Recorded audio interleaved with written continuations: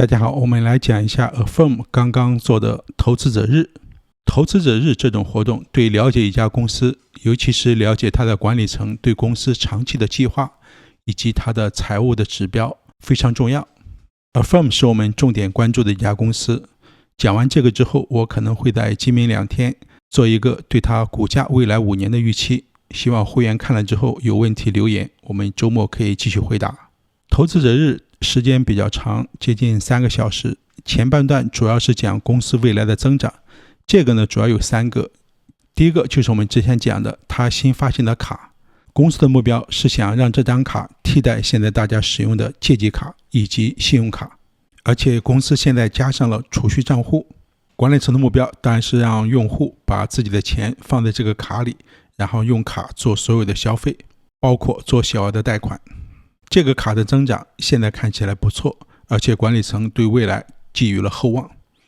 第二个增长点主要是国际市场，这个我们之前讲的比较少。Affirm 在美国服务的很多是全球性的这样的伙伴，因此呢，这些商户在全球都有自己的店面。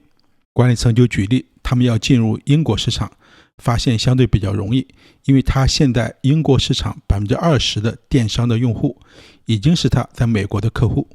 因此呢，这种扩张是相对比较自然，成本也比较小的。因此，国际市场也是未来增长的一个重要一方面。第3个增长点就是之前没有讲过的 B2B 那种公司的采购。当然，一般非常大的公司采购不需要 Affirm 这样小额的贷款，但是美国主要的经济体是小企业，甚至是个人企业。那这些企业去采购它的办公用品所需要的商品的时候，很可能就会用到 Affirm 的服务，那这也会是这家公司未来的重要增长点之一。管理层有了这几个增长点，对未来的增长相对信心满满。他们现在的销售流水大概是200亿美金，有了这些增长之后，他们可以未来几年保持 20% 左右的增长，达到500亿美金。第二部分很重要的是 CFO 关于成本和利润的一些指引。我们之前多次讲过，很多人不看好这家公司，其中一个重要的原因是它的亏损比较大，因为公司有比较多的认股权发给了它的合作伙伴，一个是亚马逊，一个是 Shopify。CFO 第一次把这些认股权做了一个相对比较详细的陈述。他讲到这2家的认股权其实分成4笔，其中最开始的2笔，也就是总额的1半以上已经完全行权了，还会有一些费用在未来几年发生，但是已经没有新的稀释了，股票不再增长了。那第3笔呢比较小，只剩下200万股，这个呢到2026年也会全部摊销完毕。比较大的是第4笔，这个一直到2029年，如果全部被行权会产生一些稀释，但关键这个的行权取决于未来的股价，只有未来股价涨到100美金以上，合作伙伴才可以行权。也就是说，未来稀释多少，或者说有多大的费用，关键取决于未来几年的股价能不能达到100美金以上。这就是为什么在这张图上这部分写的是 TBD。 从一个投资人的角度，多数人当然还是希望这部分费用实现，因为那就意味着这家公司的股价在未来几年会是现在的好几倍。还有另外一部分当然就是股票薪酬费用。这家公司股票薪酬费用过去也是一直非常高，原因是它除了给普通员工的这些激励之后，它还有一笔非常大的给 CEO 的长期激励。 CFO 就解释，这个激励呢也分成2部分，第一部分其实已经完全行权，每年计入费用，但是今年之后就会大幅下降。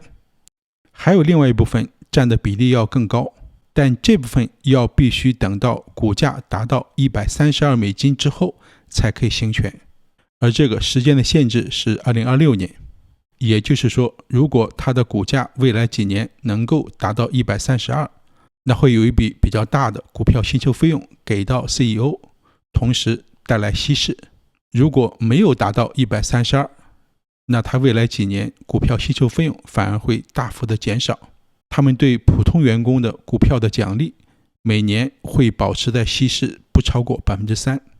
那有了这些之后，我们就可以看管理层对整个后面几年的利润的指引。我们如果看2024年，它现在的指引是收入会超过 20%， 调整后的利润会大于 5%。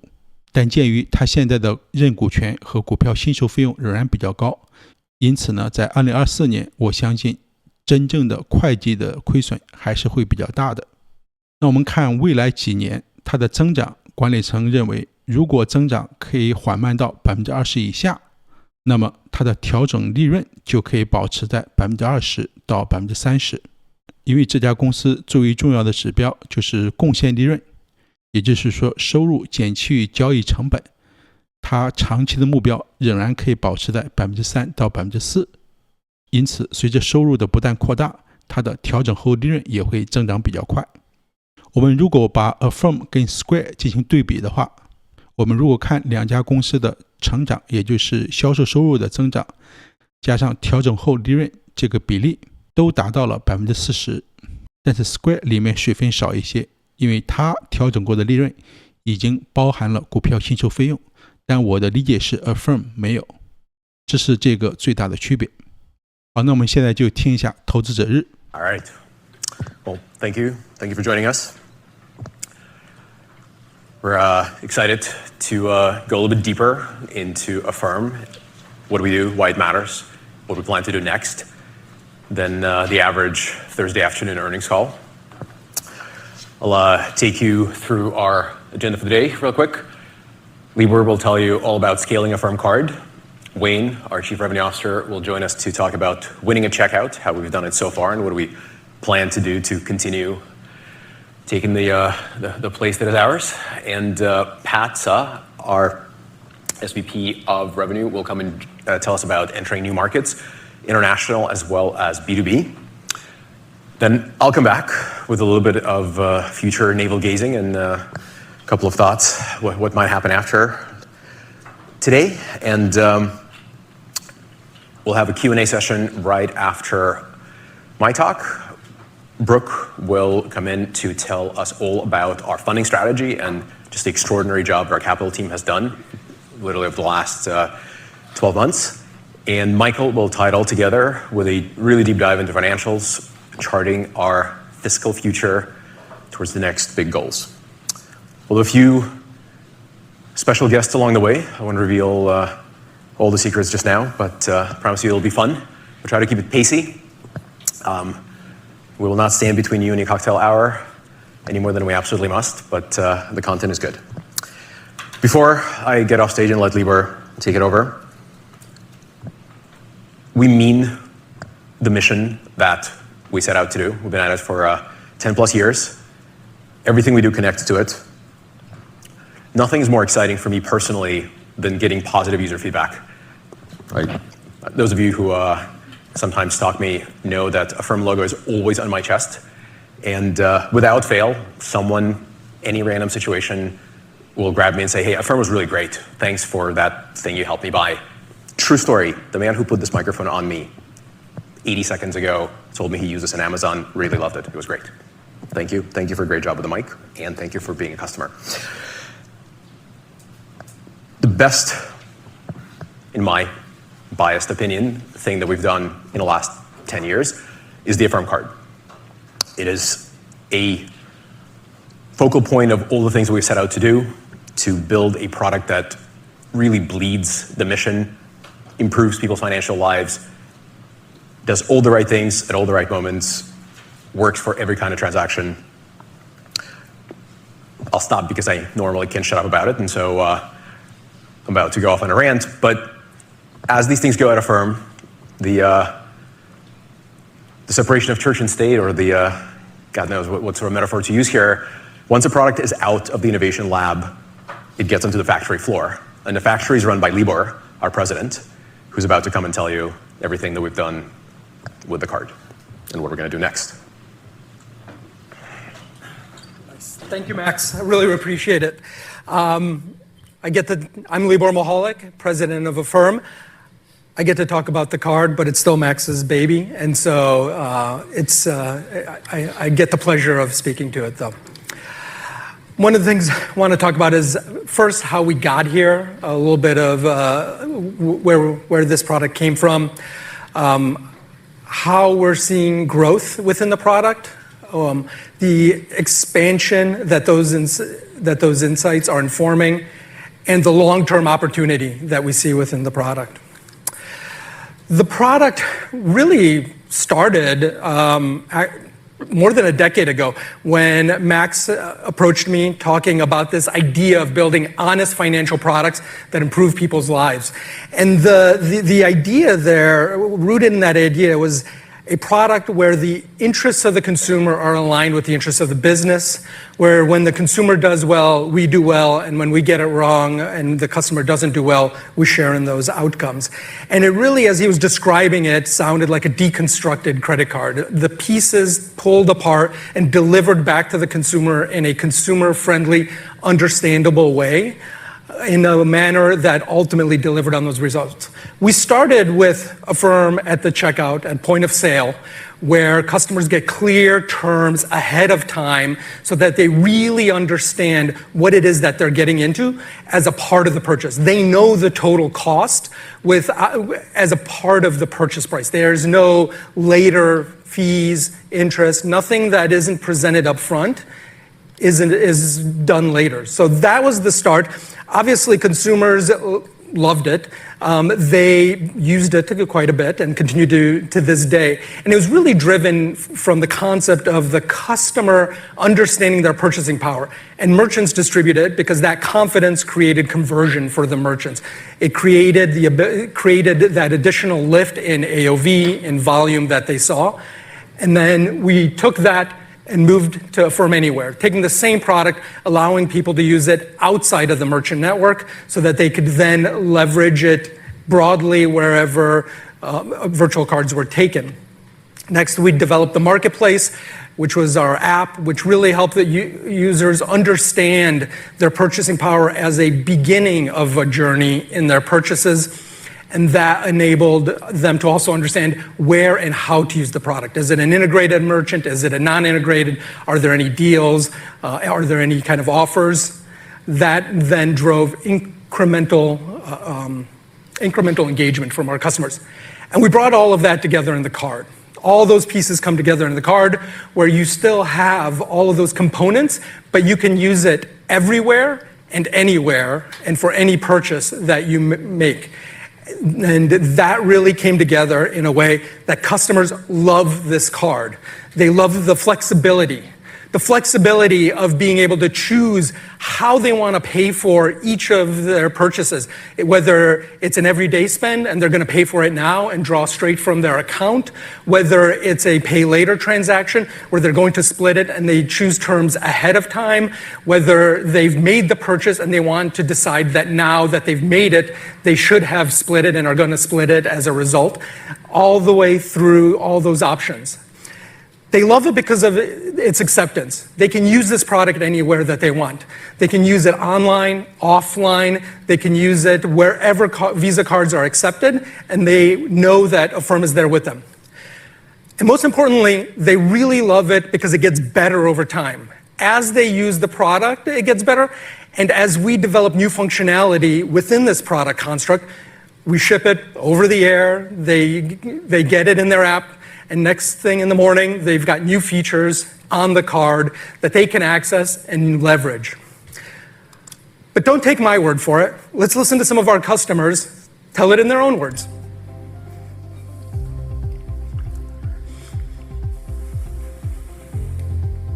What is your favorite card? You have, I think you have 4 cards. You have 2 credit, 2 debit. What's your favorite card to use? The Affirm debit. Yeah, why is that? No hidden fees. Take your time. As long as you make your payments on time, everything's all hunky-dory. My expectation for the card was really to work better than almost a credit card because I like what it does before the card came. So I wanted to work pretty much the same way, but now it's a more convenient and access way to go in the store and not have to go through all the different things that they make you go through. I like that I have an actual card, but I also can just access it right in my wallet. So if I'm online, I can just grab it right from the app. And if I'm not, then I can, I have the actual card that they sent. I feel supported by Affirm being able to offer even those smaller purchases or bigger purchases that happen to come up by accident and you need to deal with something, and Affirm is there. Well, like I said, you can use my Affirm debit at grocery stores. So, I live right near an HEB in my city, and also near my job, there's a Kroger. So it's like, okay, let's see what they got. Like maybe get a couple of tomahawk ribeyes. Those things are usually about $40 a pop. Get 2 of those, some sides. Yeah, it's $100, but I can use my Affirm debit. We can eat good that week. It's the convenience of a credit card or a debit card that you can use anywhere, but you have the options of determining a payment plan for your purchase to save you in the long run on interest. I use it in between pays and then I can just pay it back. But definitely all those gas, groceries, emergency things, like sometimes my son needs Claritin, I'll buy it with that.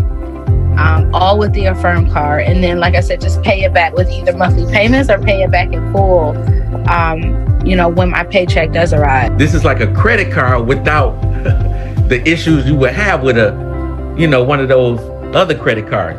You see my wallet? Yep. See what's in front? I love that they get it. I love that it resonates with them. And the great thing about that is this idea that Max came up with and talked to me about more than a decade ago, that they understand that this idea of deconstructing and pulling the parts back together creates this really powerful card. And so that love and that understanding is what is translating into strong demand for the product. That demand continues to be there as we roll out the product.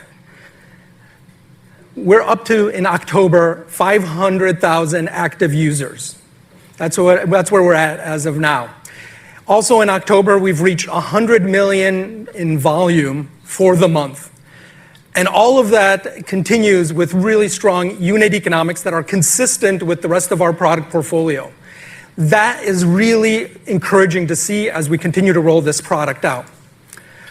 What we're also starting to see is that we're tapping into new areas and new categories in the merchant space as we see customers use the product. We see it in Pay Now, this idea of having the ability to use the card in this multimodal way with a Pay Now component is expanding usage into the areas such as groceries and restaurants. And we also see Pay Later take-up in areas that we haven't seen traditionally because of the offline penetration. We see really strong growth in home improvement and wholesale clubs. And that is really resonating with customers across a bunch of different categories. And as we continue to grow the product, we're also seeing consistently strong cohort performance. Each cohort, as we're layering them into the product portfolio to grow to that 500,000, is showing really consistent performance of trending at $2,200 of usage per month. And as those cohorts continue to be layered in, as the product improves, seasonally adjusted, we see continued improvement in those curves. We really see customers understanding it, using the product more broadly, and delivering really strong results. And as the economics continue to improve, our cumulative contribution from the product is also growing. With each new cohort, it's performing better and better on economics and how much value is generated from each customer. So, taking all of these insights, we're building on this performance as we focus on 3 core areas into the next year. Focused on growing the user base, increasing frequency, and continuing innovation to make the product more sticky. So first, expanding the user base. Right now, that 500,000 users represents just 3% of our annual active user base. Very early still, and so we continue to layer in and distribute the product through messaging and multiple touch points as customers are active in the network to distribute the card and make sure customers are understanding it and continue to onboard. We have a long way to go, and we intend to get there. We're also bringing point-of-sale merchant-funded incentives, offers to the network so that the benefits that customers see in our point of sale network, 0% offers, extended limits, reduced APRs, that those same benefits are in the card. So we're working with merchant partners to bring those into the ecosystem. Next, we're looking at increasing frequency through everyday incentives that customers can benefit from as they use the product more frequently for everyday purchases. So including perks, rewards, starting to layer those in as what is available to a customer who is using the product on a regular basis. And we're also expanding checkout options, which includes new categories, making sure the product, as customers use it across these categories, that it is really working for them well, and that those categories fit. And so category expansion, the cart sizes that we work with, both on the high end and the low end, making sure that how customers are using this product is actually working for them for those purchase sizes, and creating more options.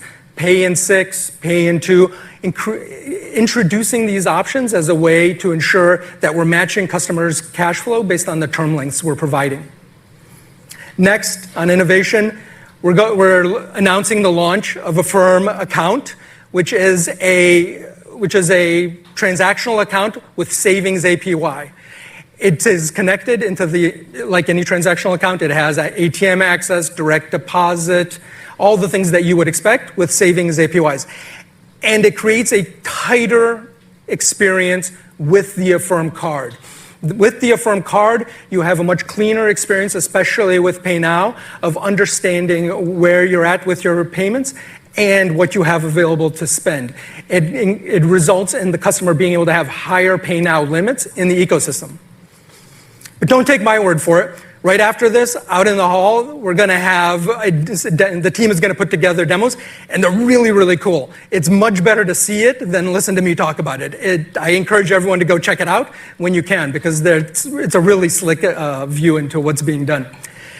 And as far as innovations, of course, we continue to innovate on all the financial capabilities within the card to make sure that those capabilities really resonate and continue to add to the card product in what customers need to be able to manage their cash flow and really understand how the product is working for them and how to match their spend to their income.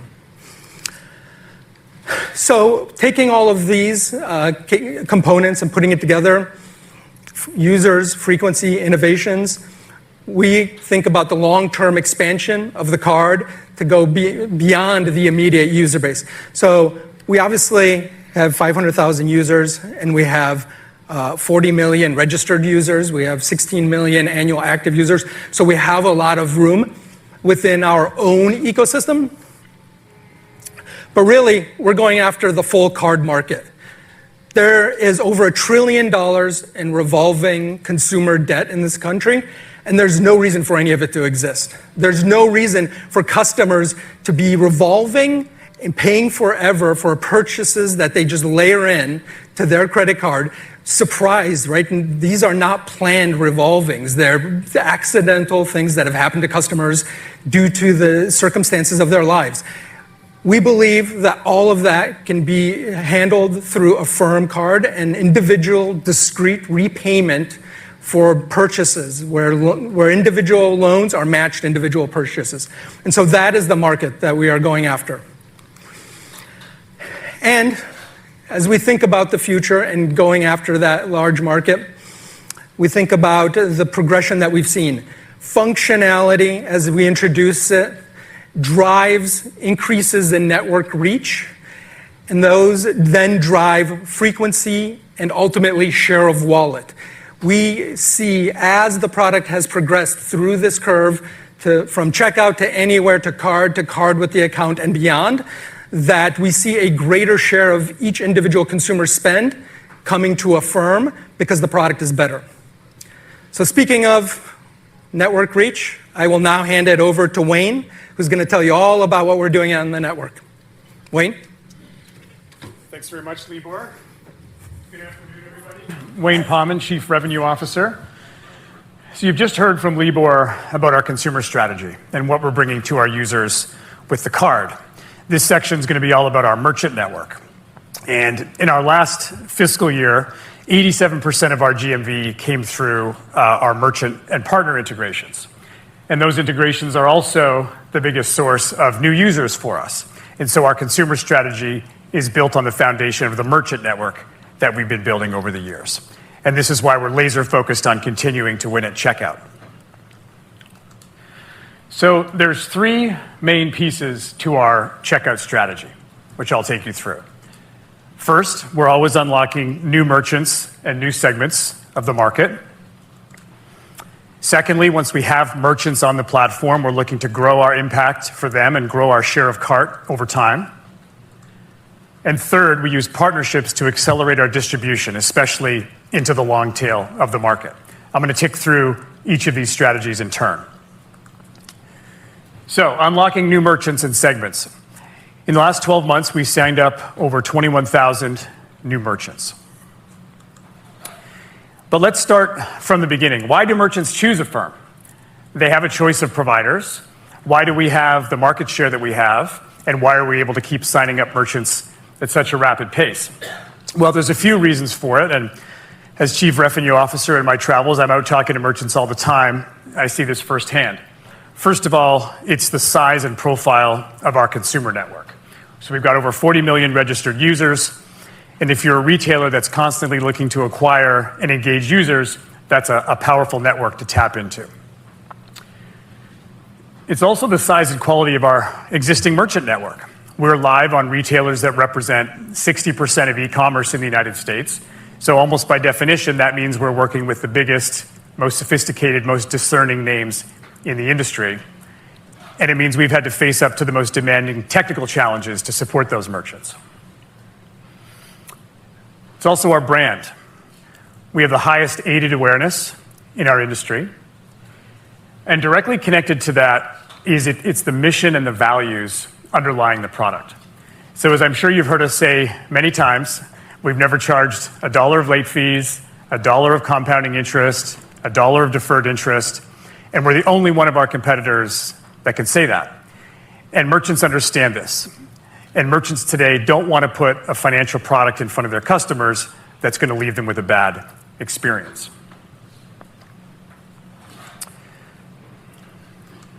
But I think the most important reason why merchants choose us and stay with us is that the product performs.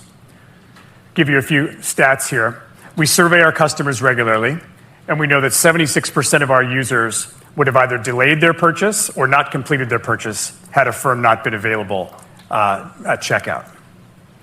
We know that merchants see much higher AOVs, average order values, when Affirm is present because we're giving customers spending power on clear, friendly, easy to understand terms right when and where they need it. Our product converts. We have head-to-head tests showing that we have 28% fewer abandoned carts than the next competitor. And ultimately, 91% of our loan transactions are from repeat customers, customers that have used the product, liked it, and are coming back again and again within our merchant network. So again, if you're a retailer that's looking to acquire customers, drive conversion, drive funnel performance, these advantages add up very quickly. So merchants want what we've got, and we're signing them up to our platform at a rapid pace. But where do we stand in that market? Where are we in terms of market penetration? What's the opportunity that's ahead of us? Well, as you would know, last fiscal we generated about $20 billion in GMV. That's inside of a roughly $1 trillion e-commerce market in US retail, which is inside of a $7 trillion overall retail market when you include in-store. So e-commerce has been our bread and butter over these past years. Let's double click on that a little bit. We estimate that there are about 3.5 million individual e-commerce businesses in the United States, ranging from very large down to very, very small. And we're partnered with a little under 10% of those. If we then look at it on an addressable sales basis, we estimate we're going after about a $900 billion addressable sales market. The reason that it's not $1 trillion is there are certain categories that we don't participate in. And if we look at the $900 billion, The partners that we are working with cover about 60% of that. So when we step back and look at this, we see a lot of room for additional penetration, especially outside the top 50, and also a lot of room for penetration in those merchants' share of spend, share of cart, which I'm going to talk more about in a second. So as I said, we signed up 21,000 merchants in the last 12 months. Here are some of the notable names that you may recognize, spanning fashion, electronics, general merchandise, and also travel, which is another historical core market for us alongside e-commerce. And as we go about this, we're also making sure we're maximizing the opportunities within those core markets. So low AOV, for example. Historically, Affirm was a bit more of a focus on a bit more on larger purchases, but we know that 80% of e-commerce transactions in the US are below $150. So that's an opportunity we don't want to neglect. We're leaning more into addressing third-party marketplaces, which are the fastest growing segment of e-commerce in the US, and also, very importantly, side-by-side opportunities. So just because a merchant has already partnered with one of our competitors doesn't mean that that opportunity is closed to us forever. And actually, those can be very valuable opportunities for us as well. And just in the past few months, Shein and Temu are examples of where we're live side-by-side with another provider and seeing excellent performance. So everything I've just spoken about so far is in our core markets of e-commerce and travel, which is in the blue here. But when we zoom out and think about where is the US consumer spending money, there are trillions of dollars more of consumer spending where our product has applicability in the future.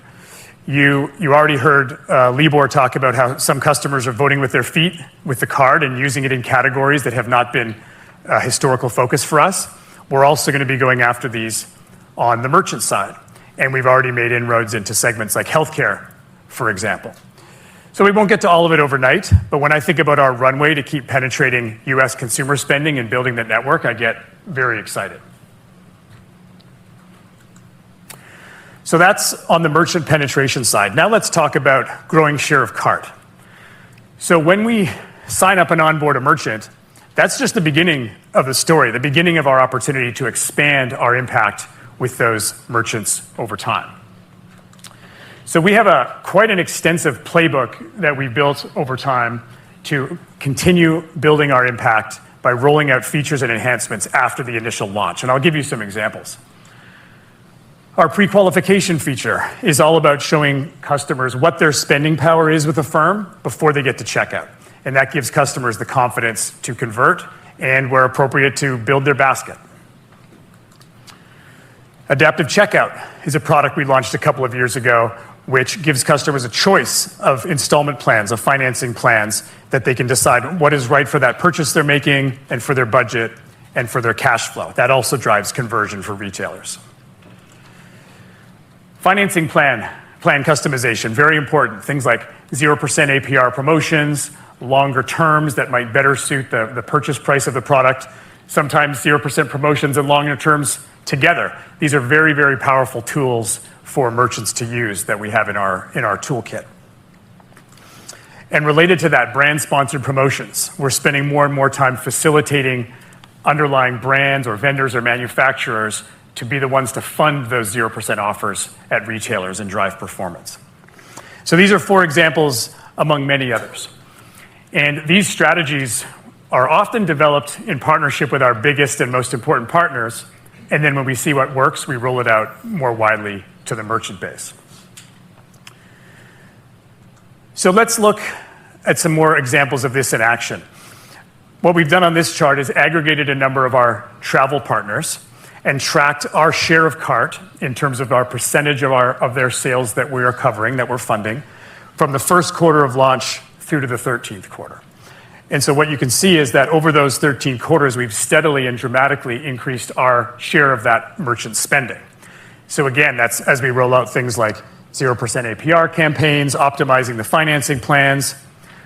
We've also had great success starting in one category with a merchant and expanding it over time. So in travel, let's imagine that we start with flights, then we'll add car rentals, vacations, hotels, and so on, and keep expanding the amount of that merchant's business that we're covering. Channels as well. We might initially launch on web, but then later on we can be added to an app or to, let's say, a telesales channel.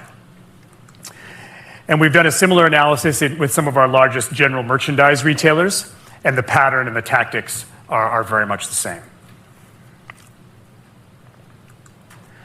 So when we put all this together, when we add our share of cart playbook to our track record of retaining those merchant relationships over time, what we end up with is a very strong net expansion rate, which sat at 115% in the quarter that we just reported. And then if we zoom out and think about the historical annual cohorts of merchants that we've acquired and track their growth over time, we're driving very strong compound annual growth rates in each of those cohorts.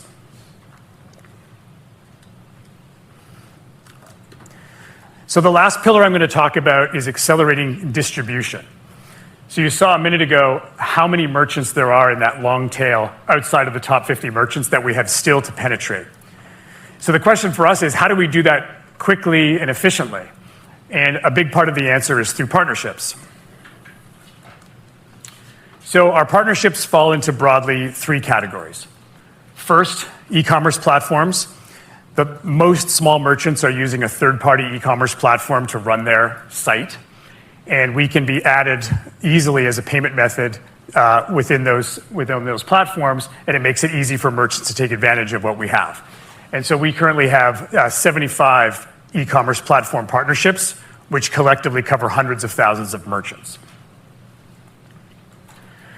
The next main partnership category is payment service providers. These are increasingly important platform partners for us as retailers look to have all of their payment methods packaged up through a single provider. And so we have 14 PSP partnerships today, and we're putting more and more effort behind that channel. And the third leg of our distribution partnership strategy is wallets, getting integrated into wallets, and also browser extensions, which is another means of allowing customers to check out with us. So again, let's take a couple of examples. BigCommerce is an example of an e-commerce platform where we've been partnered since 2016. We've driven strong growth in active merchants and GMV in that time, and we took a big step forward in the partnership last year when we became the preferred provider on the platform, and we've been working more and more closely with the BigCommerce team to streamline merchant onboarding and make it faster and easier for merchants to adopt Affirm. And on the PSP side, we're very excited about our Stripe partnership.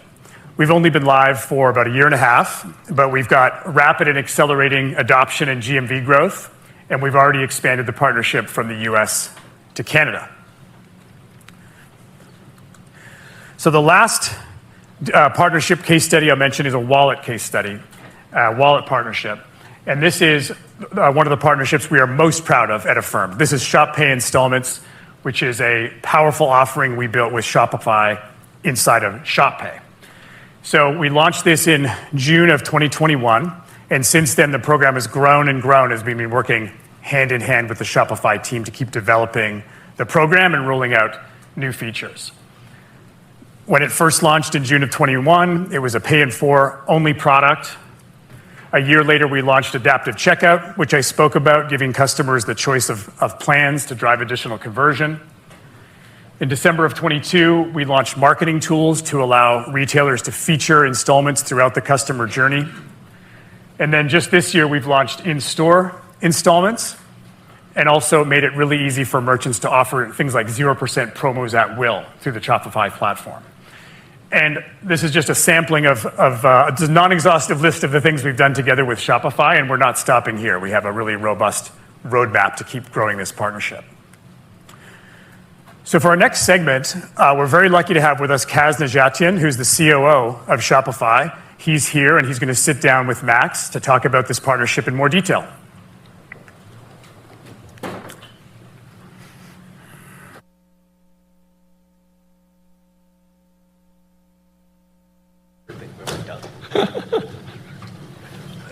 Pick a side, any side.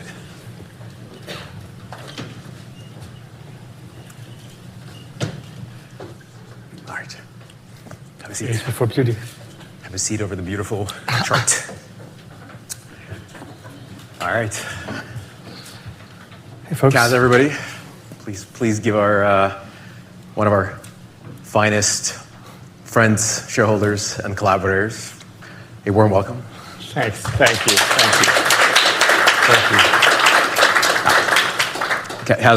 you. I think our friendship predates the collaboration, but the relationship has deepened as we build some cool things together. So let's start at the beginning. Why did you pick Affirm? You had your choices. You know how to build code. Yeah, we had actually started down this path of building a competitive product ourselves. And as we got deeper and deeper into it, you realized like three things. One, first of all, this is insanely difficult engineering to do this well. Like to do this at scale with performance without losing your shirt is just insanely difficult engineering, which at first, didn't appear to us that way, but it is very, like in order to do this equal, we just have to have as many engineers as the firm has just to build it for ourselves, which is not an investment that we were like looking forward to making. Second, underwriting just tends to be large scale problem, and we have more scale than most people. But obviously Affirm is the best company in the world at underwriting consumers. And third, it just became about like, what do you want to work on any given day in and out? And we wanted to spread commerce for our merchants rather than build consumer lending products. And also, we just launched way faster, way better, and are in a green path of perpetually improving the product without having to always invest in it. I agree. I agree with everything, but we did point out in the last earnings call that volume growth on Shop has accelerated for third quarter in a row, I think. It's not through any kind of a juicing, just people need more Shop Pay installments.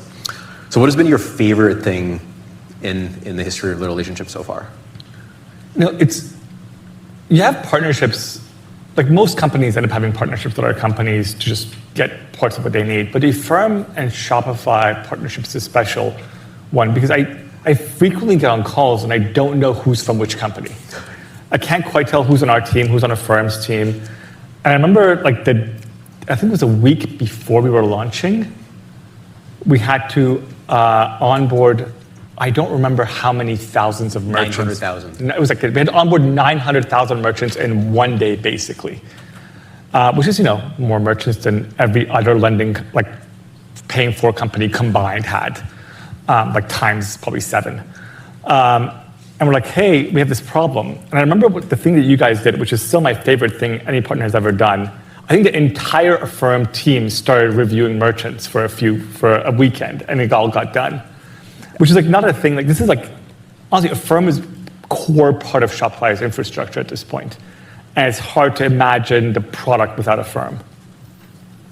Yeah, for those of you who don't exactly know what this was, true story, we had to onboard almost 1 million merchants, and the fastest way to review it for policy violations, underwriting signals, because we still hadn't at the time yet fully automated it, we recruited the entire company, and 2,000 people took shifts manually looking at the merchants. It was called Shopapalooza.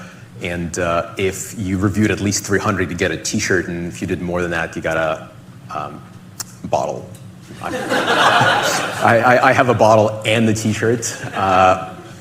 Some people did, people started building tools. We used some pretty clever machine learning to speed it up. But the whole thing was done in 6.5 days or something like that. And it was pretty unbelievable. So I guess back to business. So Shop Pay is, you said it yourself, the best converting checkout on the internet. Where does it go from here? And where does Shop Pay installments fit into it? Yeah, look, our job is to help merchants have down funnel conversion. It's like the key to direct to consumer. It doesn't work without it. And Shopify's checkout is the best performing checkout on the internet. You don't have to take my word for it. Like one of the top 3 consulting firms, which for some reason I'm not allowed to name, did a study and found that ours performed 15% better on average and 36% better than one of the enterprise solutions. So it's meaningful. And a good chunk of that is because Shop Pay Installments is so good at converting, right? You want to offer buyer's choice. What you don't want to do is have a buyer reach the last step of the checkout and get that, spinning wheel of death, which happens with almost every other solution. But the way we're able to, or Affirm is able to pre-qualify buyers, put buyers through a funnel, offer adaptive checkout, offer the same product in online and in store, follow the consumer along the journey of that consumer, makes this product it's not like every other product. Comparing it to every other product is comparing a Tesla to a horse. It's a good line. So, speaking of competitive products, we have a preferred relationship, but you didn't exactly turn the switch off, and the rest of the paying for and paying whatever providers are still available on Shopify. But without revealing any proprietary confidential information, it's pretty clear that even without thumbing the scale, SPI is gaining share very rapidly. Why do you think that is? Yeah. And obviously, it helps to be directly integrated and deeply integrated, but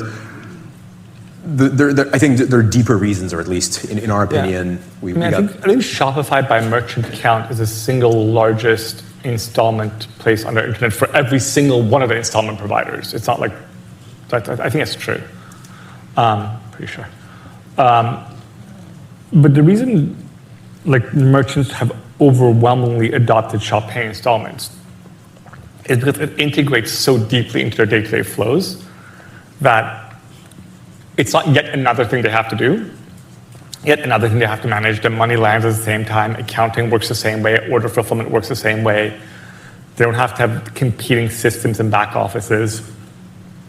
And the buyer's side is really obvious. It's very obvious on the buyer's side why Shop Pay Installments is the best installment product. It's just, that's that purple button is a purple button everyone loves. But if you're a merchant, you don't appreciate how much easier it is on the merchant side to not only increase conversion, but just day-to-day run the business. And I think that has been a large part of it. That's certainly our take as well. And we worked very hard to bring everything from the basics like the dashboard, the reconciliation, basic accounting features directly into Shopify Merchant Dashboard. But also, one of the reasons to reveal, maybe not so secret, reason for our growth, we've consistently delivered financing program after financing program. This is what we call internally various products that we give merchants to help them convert. So Pay in 4 is where we started, then we went on to have Pay in 6 months, and on and on and on it goes. So as we bring these products directly into Shopify integration, I think that's the part where it really begins to shine, where you don't have to learn a different backend, and it's pretty powerful. That's definitely true for tiny merchants. Little merchants don't have the time, it's a sole prop, 1 or 2 people shop. And why do you think the really big guys adopt Shop Pay, but also SPI? This has become actually a thing that we've jointly done, because we started, Shopify is well known for being where everyone starts. What's less well known, but is objectively true, is Shopify is 10% of US e-commerce. We have very, very large brands on Shopify, and more and more larger brands are coming to Shopify. One of the things that has happened is CMOs just see conversion, right? CMOs see down funnel conversion of Shop Pay Installments versus alternatives. And they frequently run them side by side to figure out which one works best. And over again, the intuition of my mom's a Shopify merchant. My mom's intuition just happens to match the data science team of a large enterprise company. The thing that works tends to work. So even when we go on long A/B tests, it just tends to be by the facts help Shop Pay. And the other thing that happens is I think we're relatively transparent with our roadmap with our merchants. We're going to work with Affirm on cross-border, on international roadmap, and they believe that this is the bet on the future. Being on Shop Pay Installment is a bet on the future, and it's a bet that you'll never be off the green path and have to, uninstall something. Good glimpse into the future. Speaking of future and going international and new markets, thank you, Kaz. And I think my job is to invite Pat on stage to tell us about the next set of big markets. Thanks.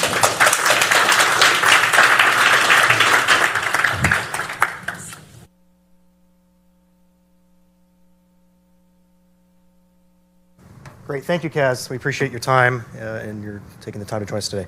I'd like to now invite on stage Pat Suh. Not sure who that is. I'd like to now invite on stage Pat Suh to describe our plan to enter new markets. Pat? Thank you, Zane, and good afternoon. My name is Pat Suh.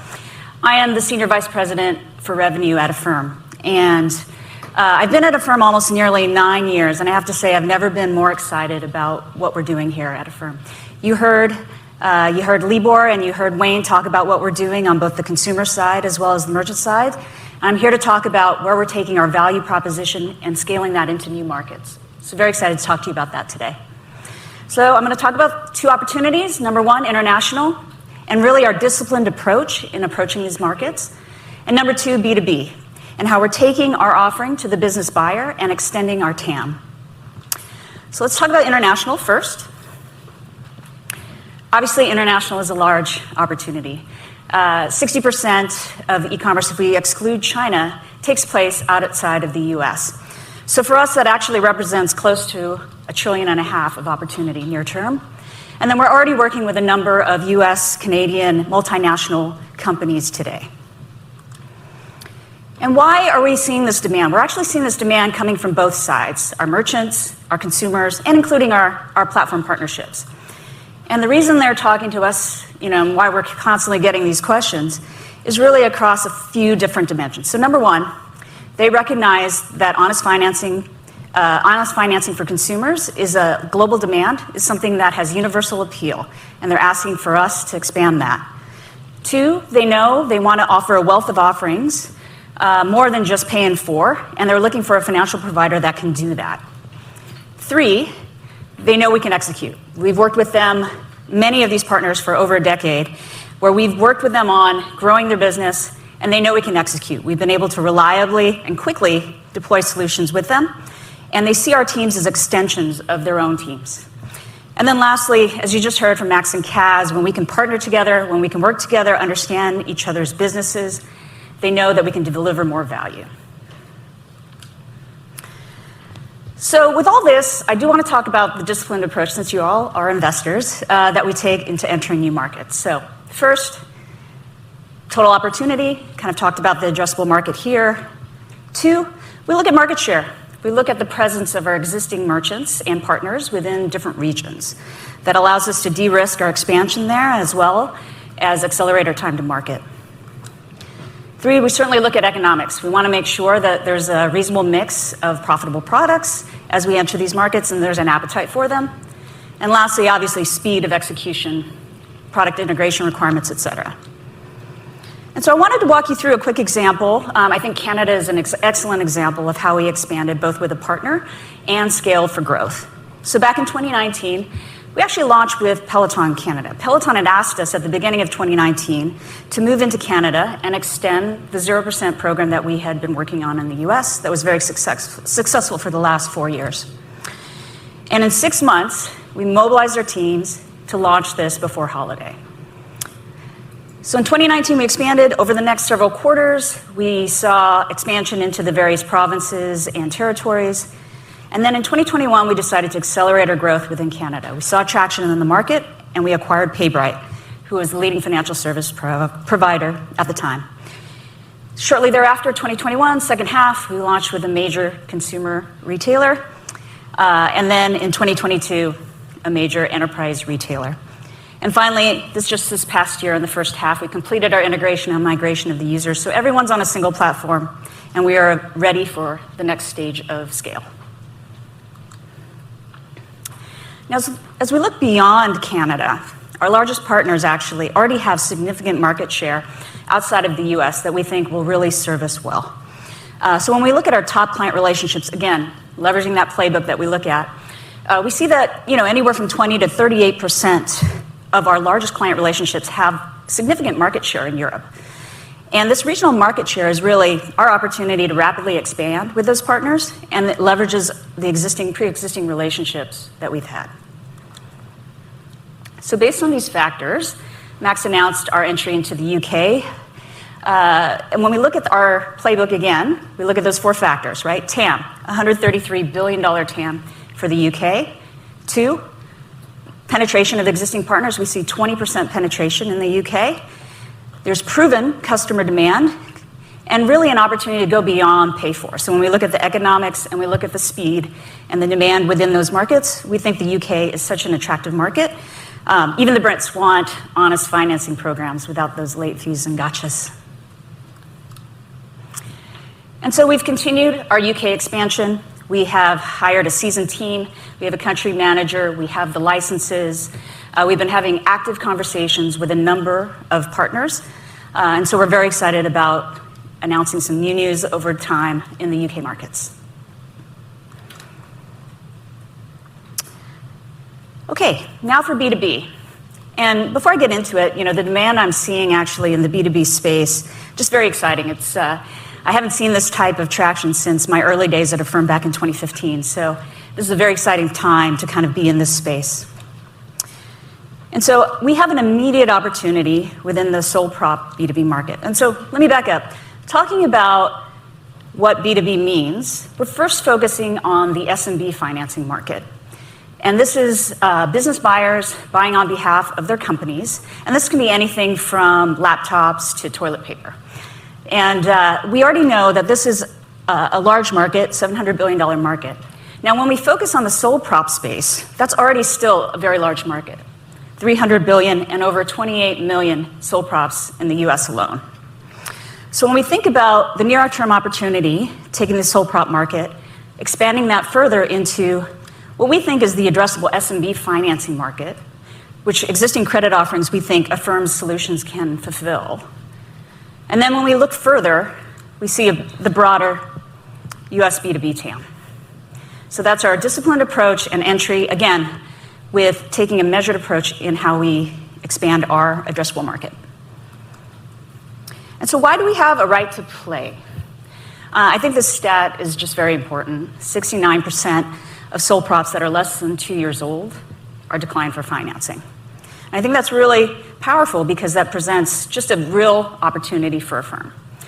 As you know, we've been over a decade working on our underwriting technology. We're best in class. We've improved our technologies around fraud, checkout, and obviously our brand recognition. And so we believe that we can address this dire need within the B2B space, and sole props specifically. So in addition to the approval rates, it's sort of exacerbated by the pain points that both buyers and sellers are feeling. So buyers, on one hand, in addition to not being approved for financing, they just have limited options to acquire that financing, and it takes some time to get, if you've ever applied for an SBA loan, those things do take time. And obviously, during certain seasonal periods, there's cash capacity constraints.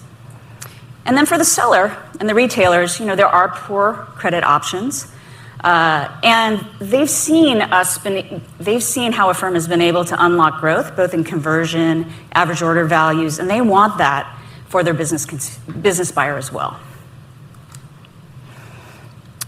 Now, just talking about a case study, Amazon, you've seen the announcement about 2 weeks ago. They launched with us on November 2nd. They felt the same sort of pain points, where they had millions of sole proprietors not being approved for credit. We launched a pilot in early 23, where we tested out the conversion, and we saw extremely strong demand from our sole props. And then finally, we saw this as a great opportunity to extend the partnership and leverage also our network of 40 million registered users to enhance the sole prop approval experience. And so again, speaking back to that playbook, and we look at the addressable market and TAM for the SMB financing market and for sole props, we see actually with our pilot partners and our firm merchants, 1/3 of that market is actually covered by our existing merchant partners today. So I think that's very powerful as we look to expand into the sole prop business over the next year. And then we're tackling these initial industries that we think we have applicability. And so now I am very pleased to announce that our second B2B partner is Best Buy for Business. And I'm thrilled to have Jai Holtz, who's the VP of Financial Services for Best Buy, here today to join me. And I'll be chatting with him about how Best Buy is using Affirm for the sole prop buyer. Please welcome Jai Holtz to the stage.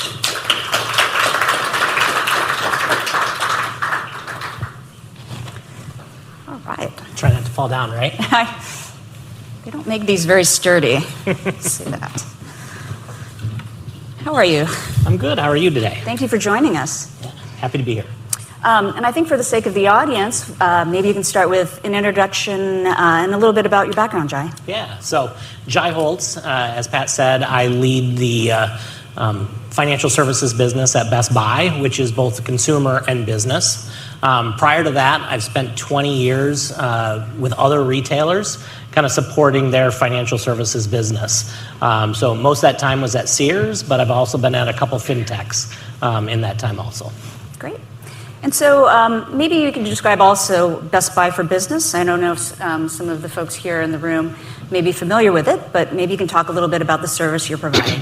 Yeah, so much like our consumers, there's millions of consumers out there that think about Best Buy first when it comes to electronics, comes to appliances. And not surprising, so do the businesses. The first thing that they think of when they're trying to outfit themselves is Best Buy.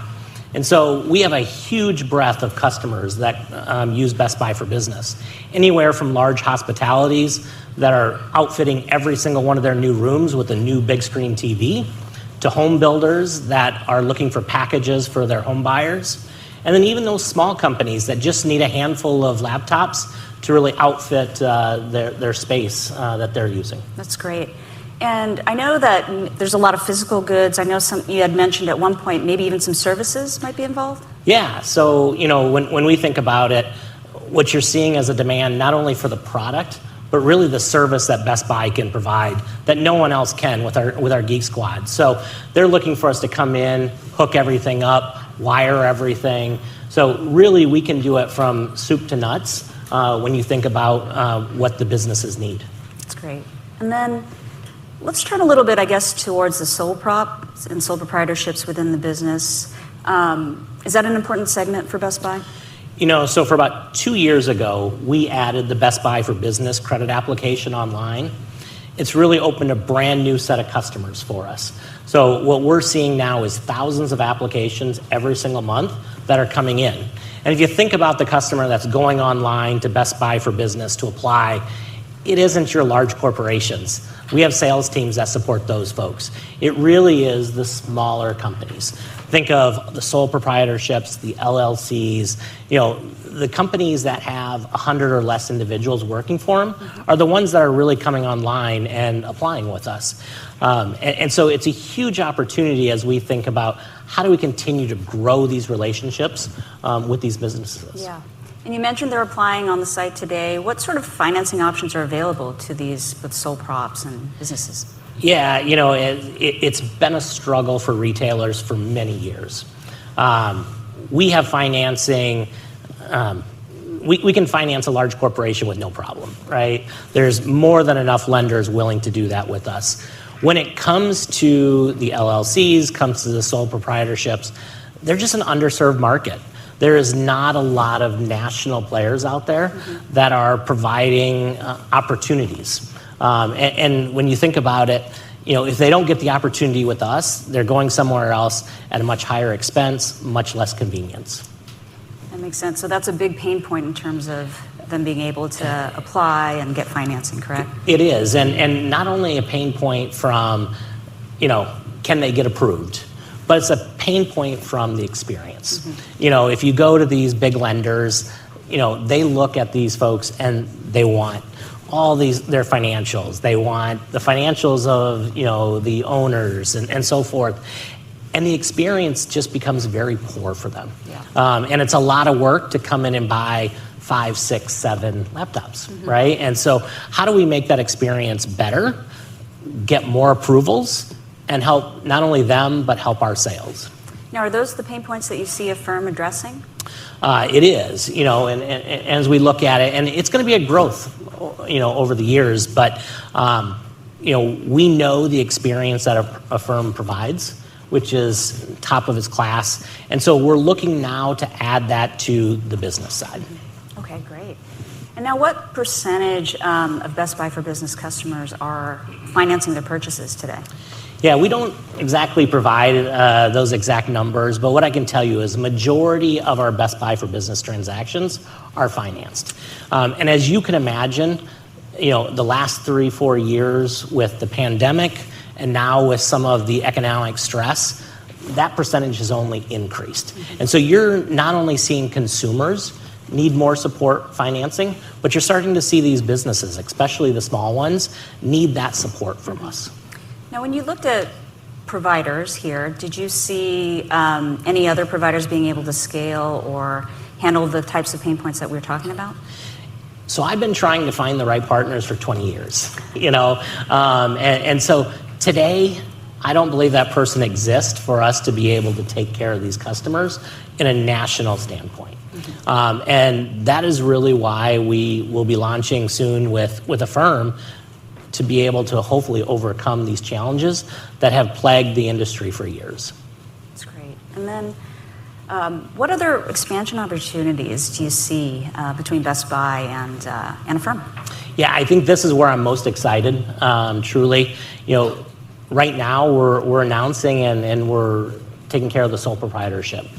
But you guys have much bigger plans. How do we take care of that small business that just isn't being taken care of today? Whether it's a sole proprietor, whether it's an LLC, whether it's just a small corporation that doesn't have that financing or the depth of credit file that they need, how do we grow into those customers as we continue to grow into our partnership? Terrific. Well, Jai, thank you so much for your participation here. We appreciate your time, and thank you for coming from Minneapolis today. And thank you, everyone. Thank you. Let's give Jai a round of applause. Thank you, Jai.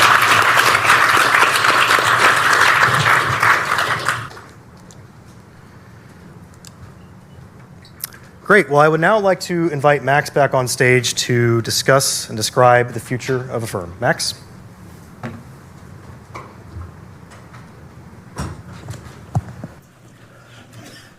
All right, here I am. So now for some visioneering, we'll go through who we are, how we got here. Hopefully you know who we are, but just for some setting of the mood. More importantly, what are we trying to do next? I imagine that's on some people's minds. And the path to the next big milestones, the financial kind that Michael will reveal soon after me. So I say this a lot, but I mean it every time. We have this giant payments network. We built it over a decade, done a lot of hard work. Every single way, to quote myself from our S1, we had money and morality firmly in mind. And it's important. We differentiate ourselves through treating both sides of the network, right? The consumers and the merchants. We're getting dangerously close to ubiquity. I think, I'm not sure it was in the S1 or in some of the talk tracks, but I promised that at about 20 million active users, it becomes very hard, or at least very stupid, not to accept Affirm. So as you can tell, we're getting pretty close. Our moats are well known, but we are product innovators. I'll talk a little bit about some of our product ideas. We are underwriters par excellence. This morning, an not to be named issuer of credit announced their next round of delinquency increase both year on year and sequentially, while we've been maintaining our numbers exactly to the targets we've set. Technical excellence, that, if you heard it from Kaz, but I think if Toby, my fellow engineer, were here, he'd say, number one reason, we both code. And we did build the kind of trust that allowed us to invite or get invited by the largest e-commerce players in North America. It's only a start of what I think will be the most valuable payment network in the world.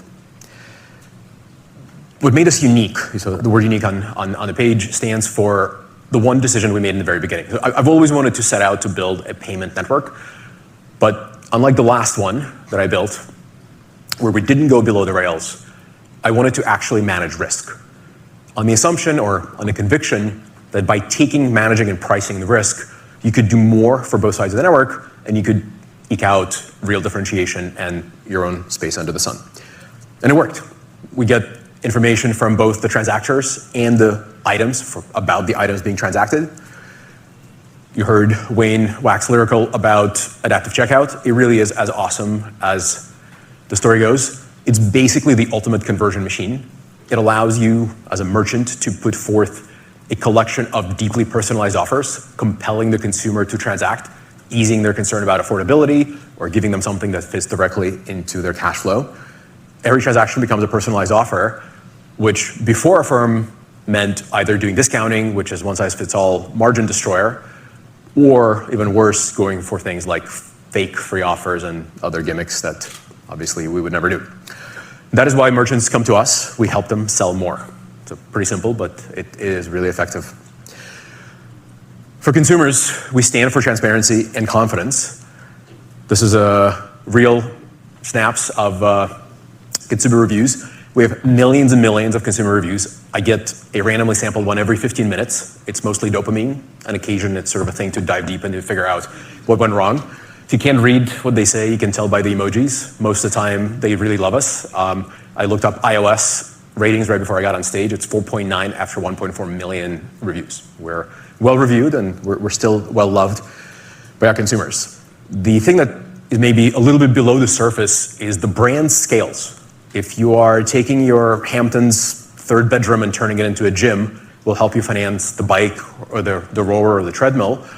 And if you're living paycheck to paycheck and shopping at Walmart, we're there for you too. The brand is universal. It actually spans the entirety of the credit spectrum and scale of wealth. Our products adhere to universal values, simplicity, boldness, and honesty, and that seems to work, or at least that's what these reviews say. We're also, last I checked, the highest rated payment type on Amazon, where they rate everything, including payment types.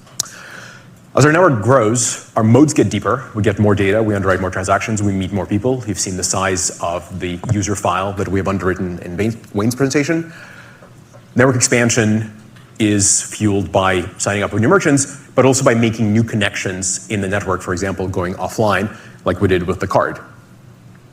When we introduced the card at an event pretty similar to this one 2 years ago, we called it the great unbundling of the credit card. That is, at the time, was shorthand for conviction that you can buy expensive things in this very new format, which of course is a very old format, but long superseded by theoretically a better way of piling it all onto one big debt, revolving in it for a very long time and paying interest. We said, you know what, we're gonna undo the whole thing. Card took a while to come to full fruition, but it is here now. It's compounding at double digit month to month. Shows no sign of slowing down, which I take to be the beginnings of an existence proof that we were right in our assumptions. And so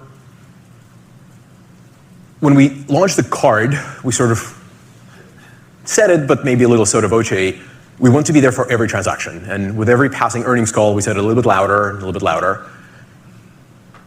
We think that we can make every purchase better, not just the considered ones, not the giant ones.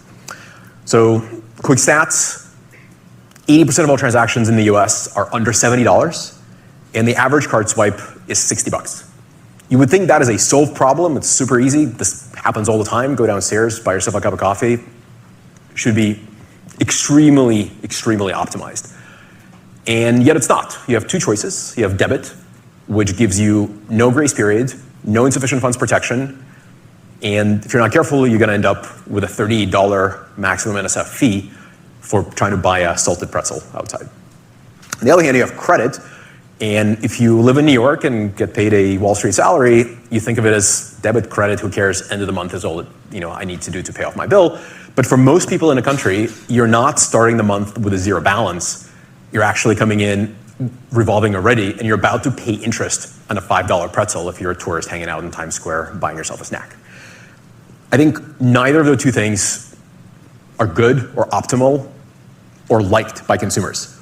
I'm not aware of any payments brand that has the sort of consumer love that we have. And I think that gives us a license to reinvent all these transactions and make them better. I don't think you should pay $38 for a $5 transaction, that's for sure. So we're going to unbundle all payments, not just the considered ones. We're not going to be constrained by paying for or pay on the monthly schedule. Those are constructs that we invented, but we're not going to be held to them. You'll see some interesting changes there. The reason we think we can do all of this, and the standard rebuttal is, well, it's complicated, swipe a card, move on, the easiest. It is the best user interface ever invented for payments. But the thing that we learned over the last 10 years of operating, young consumer is completely unafraid to handle payments in a combination of a piece of plastic and an app, or just a website. The whole modality of let's keep it as dumb and simple as possible, swipe the card and move on, is up for renegotiation. $20 billion says so, and we're going to keep growing pretty quickly because young people are hungry for more control and more transparency. So I'll rattle off some radical ideas that we think we have, which we don't think are radical at all, but in there you'll hear a little bit about where the products are going. Every transaction should offer you a grace period. There should be none without. Your card and your payments should be entirely aware of your existing balance, and you should never get overdrawn. In fact, before the regulators kill NSF fees, we think we're going to figure out a way to just get rid of them entirely. Wallets should automatically present to you the best possible financial decision for you right now. They should always be on your side. If it's higher for longer, your spending account, in addition to your checking account, should pay you interest. You heard Libor touch on that a little bit, and we have a lot of plans for that. Your payment schedules should be smarter than you, should figure out when to put themselves into your calendar right next to your paydays. Rewards should not be about redistributing money from sandwich shops to huge brands. Safe and cheap bank payments should not be a pipe dream. We have a lot of plans to do all these things. By the way, everything I just said applies just as much to small businesses as it does to consumers. And as you just heard, we are marching forward towards providing our services to sole props and have all sorts of ideas beyond. If you paid attention to Libor, you know that a bunch of these things are already on the roadmap. What he didn't say is that they're coming thick and fast as early as beginnings of next year. The reason for this is because we're actually more than a network. I keep on saying we're a network businesses are the only things that are worth building, I think is one of the quotes in my original earnings call. But there's more to us than just a giant collection of merchants and consumers. We built our entire technology stack from the ground up. It's a fairly significant and expensive investment in software engineers and time and all sorts of resources, but it's very much worth it. We are able to create something that's much more of a platform, building blocks of code that allows us to build new software. If you want a little bit more of a visual here, you can see that adaptive checkout is a layer over all the foundational layers. The financial products sit on top of it. There are more coming. Affirm Card is the ultimate container for it all. The reason we drew it this way is because, as you will see, the new products we launch will become available not just in adaptive checkout, which is a natural place to present new products, but also immediately visible in the Affirm Card and in our partner integrations. So as we create new innovation, you will see all these products deploy across the merchant base, of course, so long as the merchants want it. The software that we've built also contains things that handle everything from handling the load, monitoring, logging, self-healing, etc. That is what allowed us to win these giant partnerships. By the way, if you're waiting for an obligatory AI mention, I will tell you that AI writes quite a lot of test code for our stack. That was a nice little gain we got from LLMs. And more importantly, all those clips you saw of consumer sentiment, the ones that are angry are summarized for me by AI and are direct feeder into areas we're going to improve. So we don't brag too much about it, but LLMs are an important component to where we're going as engineers. So we're going to have, we think, a pretty easy time shipping new products. Easy is probably too generous, but we have a collection of elements on our roadmap that we're very excited about. Our competitors are either running on software stacks that are written in languages no longer maintained. Some of those were designed before I was born, and I'm not as young as I used to be.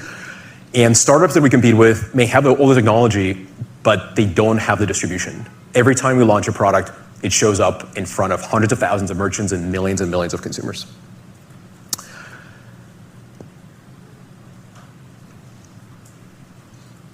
All of this is going to be available to all of our partners, all of our consumers, all of our merchants, and the card carriers very, very soon. That's because we're much more like an operating system than a network. The network is the foundation, but the software stack is what really matters. We want to be relevant to every transaction, not just paying 4, paying 6. Finance is much more about payments than it is about paying any number. And we want to be the most loved, or at least preferred, way to pay for everything.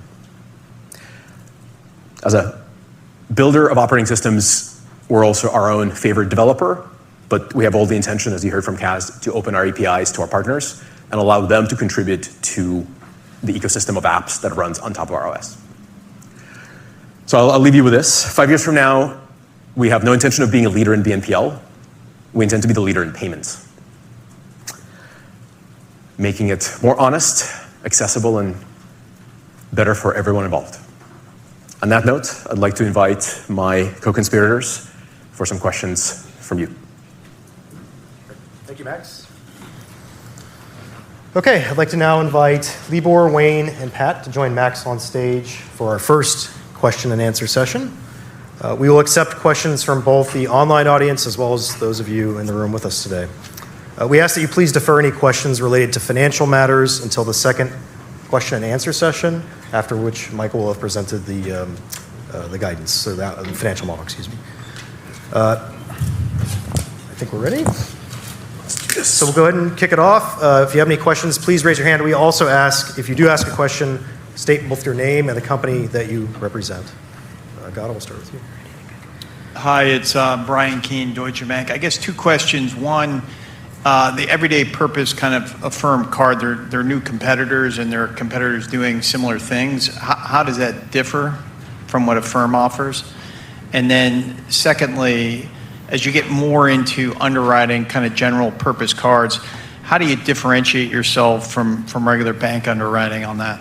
Thanks. I'll start, and I'm sure Libor has opinions. So, to my knowledge, and the knowledge of some of our IP lawyers, no one's doing exactly what we're doing. The pre-plan a purchase directly into a debit card or swipe and turn into a payment plan afterwards is a fairly unique combination. I'm sure it's possible to come close by some of the products you see from traditional banks where you swipe your debit card and then you split ex post. There's a bunch of dangers in that model if you purely go with it. For one, it's a little difficult to predict just how good the credit is going to be. If you swipe and say, oh crap, that shouldn't have been a transaction one too many times, you're going to find yourself wondering whether this was really a good idea to approve the swipe in the first place, and so on. So I'm not too concerned with both the underwriting and product differentiation from the traditional banking competition, but certainly, I've said it before and I'll say it again, there are no monopolies in payments. What I do think we have that is truly unique is not just a collection of consumers that are excited to use the product and love us as you saw, et cetera. We also have a massive network of merchants. The work that Pat has done since time immemorial and Wayne and their team has allowed us to amass direct links and therefore opportunities for direct promotions from the merchants themselves. It's very hard to say, oh, by the way, that swipe is a 0% deal if the merchant or the brand isn't actually funding it. And that is what we have. The core value of Affirm to the ecosystem is that the economics are fundamentally renegotiated on every swipe. That is not something that anyone else, to my knowledge, can support. Yeah, I mean, I think one thing just to make sure it's really clear is it's not a line of credit. The product is still the same consistent product that we've been building and iterating on, including underwriting where for every single transaction that is made, we are looking at user signals, merchant signals, point-in-time signals to really decide if this particular purchase is one that we can extend credit for. And that, like Max said, I think that continues to be a unique differentiator. It leads to better outcomes for the consumer. It leads better outcomes, I think, on a credit side as well, that we're able to really do that every single time, in real time. I think we have the next question from Dan.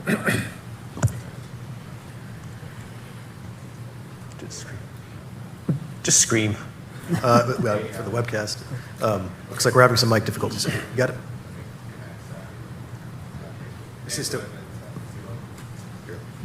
Let's try a different mic here. I'm telling you, just scream. Or just shout. Or just shout. Now it's going to, okay. Dan Dolev at Mizuho. Great stuff. Can you maybe dig a little deeper into the Affirm account? Very interesting development on the transactional account. What are the opportunities? How does Affirm look like in 2 to 3 years with that account in terms of the traction you're getting? Thank you. So the most important part of it, this is actually something I learned at my last payment network. Going from no available balance to some stored balance is a force multiplier on transactional velocity. So I'll give you a couple of use cases that are kind of obvious, but they speak to a deeper purpose. So for example, if you're handling a refund on the Affirm card, it is a giant pain in the butt for us to build because traditional card networks are not really designed for example, carriage of transactional IDs with high degree of veracity through multiple rounds. And so doing this where we are directly integrated is of course easy because we did it the right way, but if you're doing this through a hybrid loop or completely open loop, it's very difficult. Doing this to an account that consumer has with us, and just for the avoidance of doubt, of course it sits in a bank, it's FDIC insured, it's not an Affirm account, but it is an Affirm account that a consumer can access through a device that is managed entirely by Affirm. And so when they want to spend that money again, it's available there immediately. That's one really key component. The other one, it becomes an account where if you keep a balance, especially for some of our lower income, lower credit quality consumers, it is a fundamentally important underwriting signal. And so if we're trying to extend the coverage to more people, having an account with a balance in it just unlocks a tremendous number of doors. And so those of you who've been tracking this for a long time, as I know you have, you know that we've had a savings account for quite some time that we've used very, very carefully to learn about consumer behaviors. We've never promoted it, we never put too much weight on that product. But the idea of can we create enough trust to eventually transition that into a transactional account was always there. And so today what we're really doing, the announcement is that we're directly connecting the card with a transactional account. And the functionality of the savings account will remain, including the APY and all the goodness, but it'll have a ton of other really cool things like ATM access, et cetera. The card will become a full purpose card. Like in many ways, I guess I should have answered the question is, this will be a top of wallet card through the features that it offers, first and foremost. Practically speaking, our ability to couple them more closely together means we're able to raise limits. And so from a customer's point of view, they have more accessible purchasing power. Great. Ask Pat and Wayne something. I think we had a question from a viewer online. Yes, Andrew Windrum asked, it's rarely spoken about at Affirm, but could you unpack how your SKU level data presents an opportunity for brands and merchants to drive conversion and success there? Oh my God, that's a tell me about the history of the world in 7 sentences kind of a question.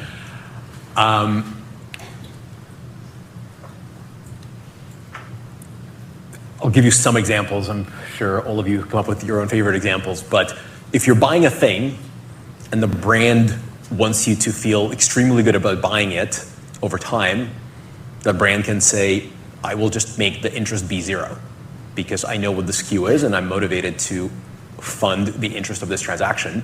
You cannot do that on any other payment network other than one that knows SKUs. And we are, and others are not.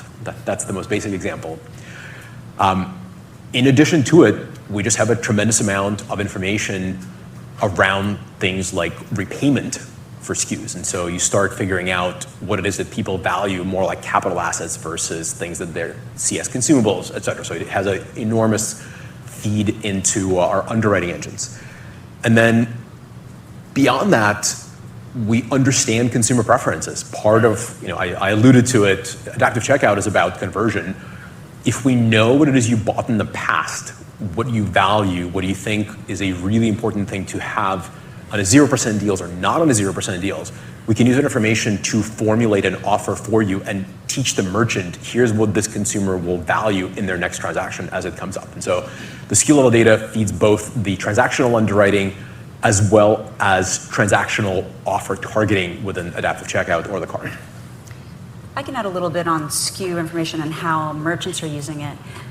Even a mattress merchant, which has just a limited number of SKUs, we have some of our mattress providers having 11 different financing programs depending on the price point or potentially bundles. So having that SKU, that ability to do a financing program to a SKU is very powerful.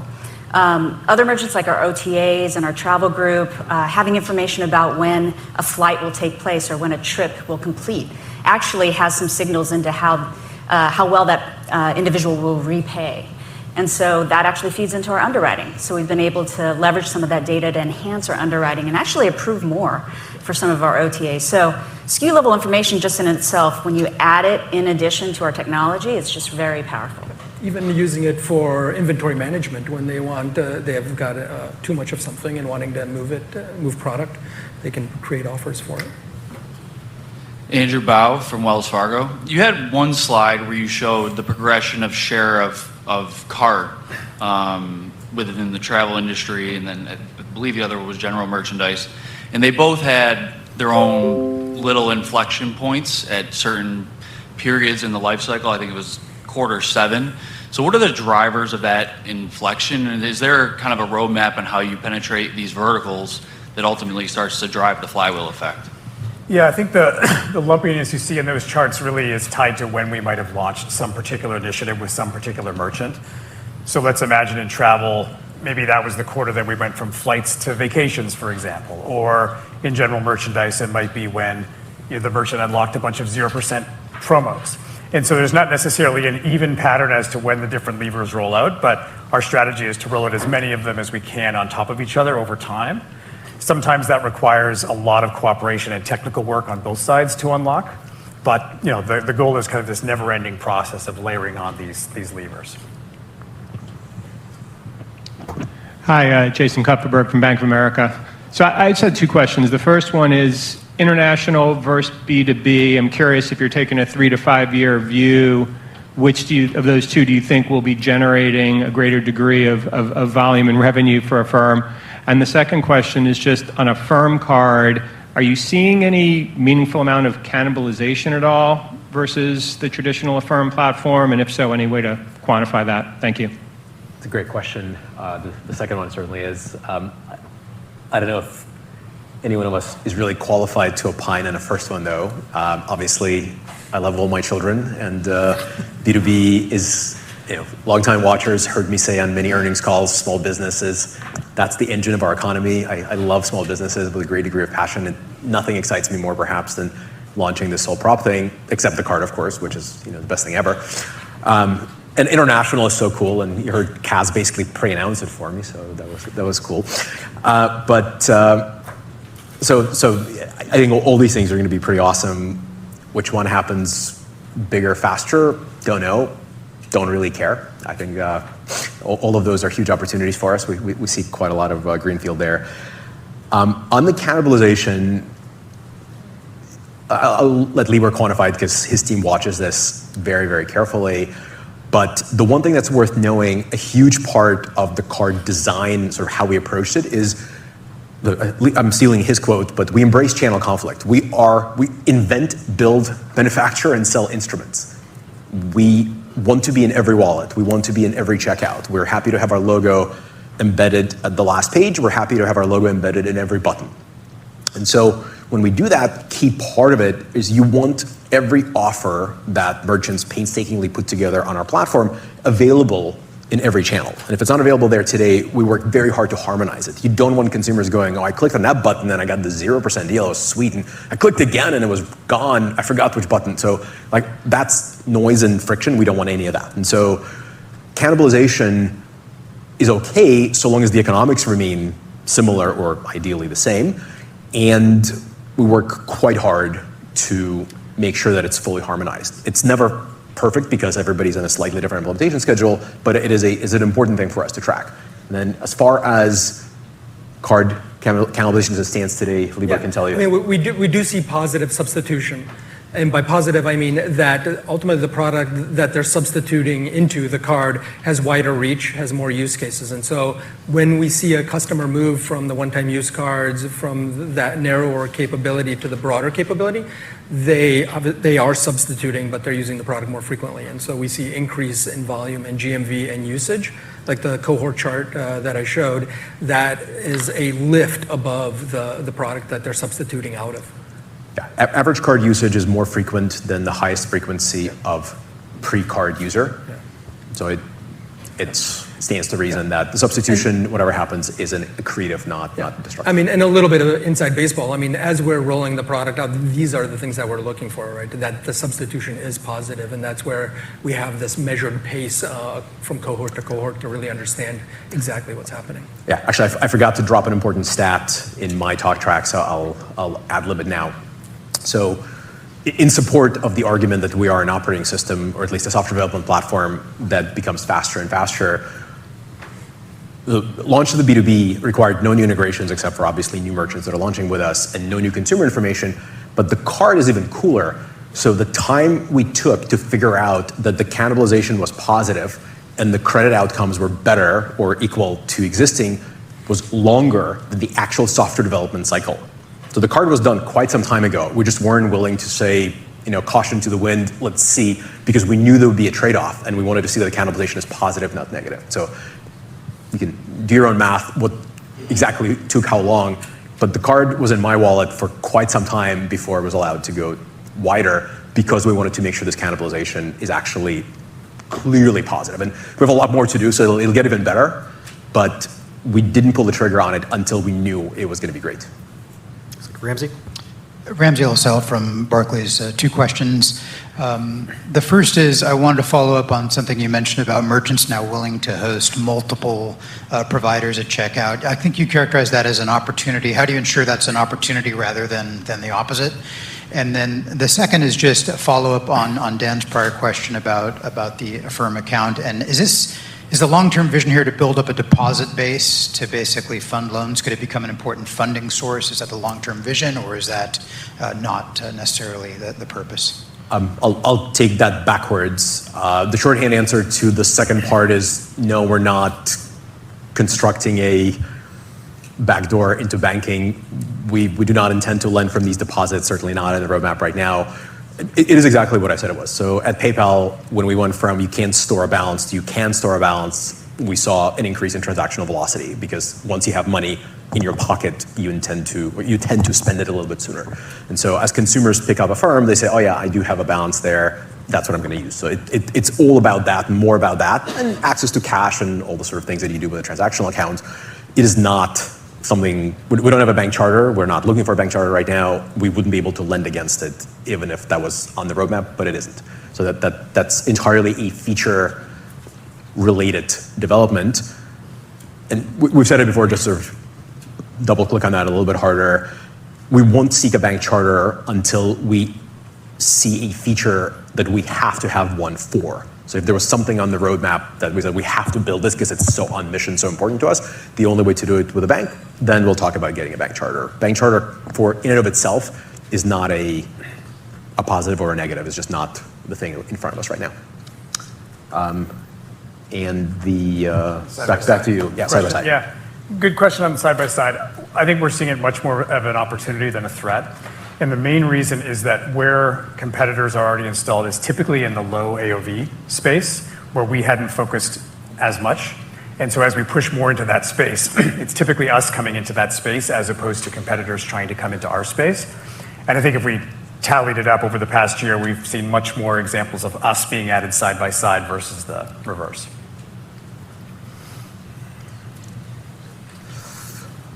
Hey, Reggie Smith from JP Morgan. Congrats on the Best Buy announcement today.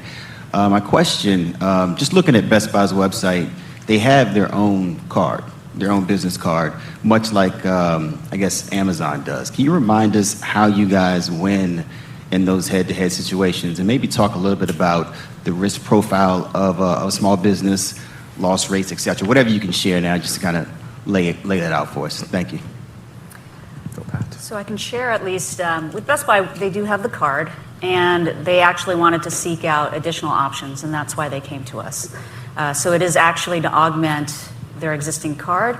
And also what they saw with other providers outside of the card was those approval rates that we kind of talked about during the Best Buy, during the B2B presentation. So that's 69% of sole prop specifically, though, being declined. Now, if we look at the broader SMB financing market, I don't have those statistics for Best Buy, but we do know that there is a significant need. They want to have a wealth of offerings, and they look to us to provide that. So that's what I can share today. And to answer the second part, the economics, we don't have specific numbers to share, but we do expect that it will be in line with our broader product suite. Mike Ding from Goldman Sachs. Thank you for the question. I just have two.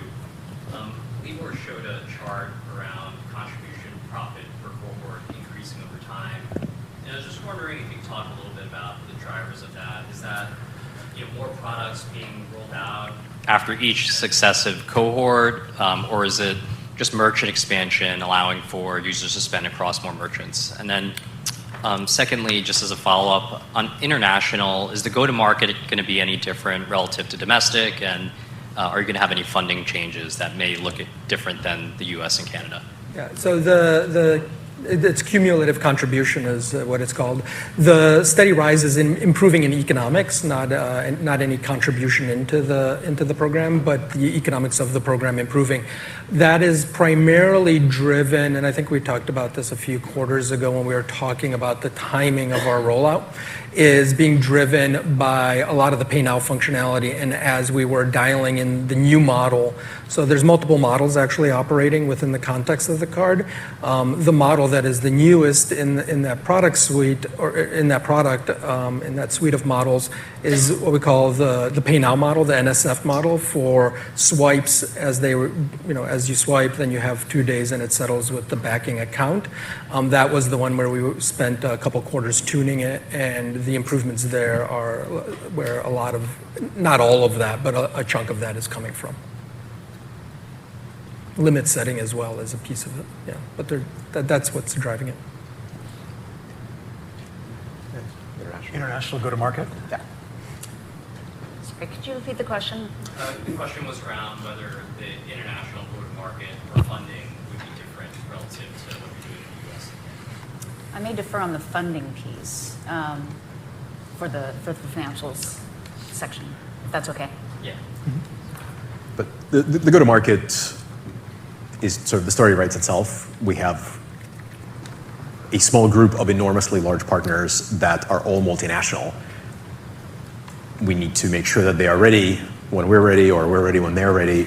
But again, you kind of heard Kaz say, we're going to go international together. Typically Shopify has done what they said they will, and we've been the same with them. So I feel good about that. And obviously there's plenty of other players that are very active internationally, and we intend to partner with them. We have a exciting list of launch merchants for the UK that obviously we're much more than just contemplating. Probably worth holding off those announcements until we're live in the country, but we will show up to a launch party in London with merchants to show for it. And yeah, I guess I didn't answer the question, because the go-to-market actually is part of the strategy, working with our merchants in those go-to-markets, and it helps us de-risk kind of the spend that you need to do to enter an international market and develop any of that brand recognition. So by launching with a partner, we're able to really not only take advantage of their market share in that scale, but save a lot on the go-to-market. James. Thanks. James Fawcett, Morgan Stanley. I wanted to follow up on a question around the Affirm card cohorts. I was trying to see if I could see that chart, and I haven't been able to find it. But it seemed like I remembered that the newest ones were starting off at a higher spend level than the oldest ones have reached yet. Can you describe like what's happening in terms of the type of customer why that's happening, and how we should expect the customer types and additions to evolve over time? If you look at it, there's a relatively consistent slope, although the lower ones are sloping up a little bit more as the economic improvements roll through. But there's also, like as I was saying, the model around the pay now component. When it was not where we wanted it to be, we were taking more losses than we wanted. And so those losses are obviously on principal, and so that takes a longer time to catch up. And so that starting out negative and being there is weighted by those cohorts. And even though the surviving components of that cohort are performing well, it's going to take a little bit of time for them to catch up. Got it. And then the second part of my question is, once again, is on that card mix. I thought it was an interesting chart in terms of credit versus other payment options, et cetera. How is that mix of, effectively debit versus credit performing right now versus what you'd initially expected, and any adjustments we should think about making there? Well, today it's performing very well. It's performing in line, and that's largely why the economics are coming out similar. So the point is, you expected that mix of credit versus the mix itself. Yeah. We see. The short answer is yes. We expect it to be relatively consistent, although the pay now component, as those cohorts season, does start to pick up as people understand the product and how they interact with it. But generally, when you think about it, the considered purchases themselves on a GMV basis are larger purchases. And so that chart is showing GMV basis, not transaction count, and that's why it's weighted the way it is. And so that is the expectation. Yeah, there's roughly a 2.5-ish ratio between GMV to transactions, if normalized against pay over time GMV. In other words, it's like 10% of the volume, but 25% of the swipes. Two important disclaimers. If you sampled the product feature set over the last 12 months, so it was ready about 12 months ago. It needed to bake. We had some real economics to deal with. We didn't like some of the comprehension issues, but the product was basically as it is. But as soon as we said, all right, we think it's good enough to start testing with a small group of users, we started building out new features. And so part of look at all these cohorts, there's a little bit of credit, which Libor's team did a fantastic job. When we started with Pay Now, it was lossy, and like proper lossy, not good. It's now profitable, which is quite nice. But the other dimension was there are just not as many ways to use the product, not as many features, and there's more coming. You saw some of the perks and rewards type stuff that we're talking about. That will increase We'll probably put a little bit more thumb on the pay now scale, because there'll be reasons to spend just things that you consume, and so on. So I would caution the modelers in the room to not over-index. Now I know what that number looks like. Like, it will keep moving as we launch new features, and there's a long roadmap of stuff. I mean, tying it back to the Affirm account, that is one where we've baited it with customers, where there's more significant on a transaction count basis. Volume moving through the pay now component, but still on a GMV, it's not far off from what you're seeing. We'll take our final question from an online viewer, Derek. Yes, Andrew Hillman asked, how do you envision in-store offers being distributed to Affirm cardholders? In a way, merchants still view these purchases as incremental and are willing to pay comparable MDRs to what is seen with e-commerce transactions. I think if you walk into a store or you park at the favorite parking lot and your app flashes up saying, if you use your Affirm card, TV on aisle 5 is interest-free over 39 months, that's a pretty sweet way to promote the offers. And so we have a lot of conviction around just completely supercharging the in-store offers, and that is where merchants can truly measure incrementality. One of the things that, one of the ways, by the way, to think about offers on the card Again, so if you're a payments nerd, you know exactly what I mean by card-linked offers. You also know that it's the one that got away. It was supposed to be this great thing. It never quite worked. It's a pain in the butt to register. It routes through traditional networks. It's not really SKU sensitive. It's got all sorts of issues. Because of the proprietary rail that we have, the card promotional platform is basically card-linked offers done right. We know exactly how to reconcile because we know every bin and every pan. And we know the SKUs in a ton of situations, which means that in whatever is being promoted, we definitely know the SKU, which allows us to do all sorts of closed loop connections where you can scan a barcode or the app can just know that you're next to something that's being promoted. And so the opportunities to present an offer at the right time, in the right place, at the right store are plentiful. And that's what Libor meant by the over-the-air updates. Like these things can arrive in your app without any need for you to know how it happened. They'll just be there for you. And so we're very, very excited about in-store promotions, for sure. Merchants are excited about it too because they can bring the physical card, have that BNPL transaction occur, no training, very limited, information that needs to be passed to the sales rep. There's no need to for a card not present transaction any longer. So it actually accelerates the ability to adopt our financing solutions in store. Great. Well, that concludes our first question and answer session. Thank you to our 4 speakers. You'll see them again. As a reminder, we will have a final question and answer session at the end of the presentation. Thank you.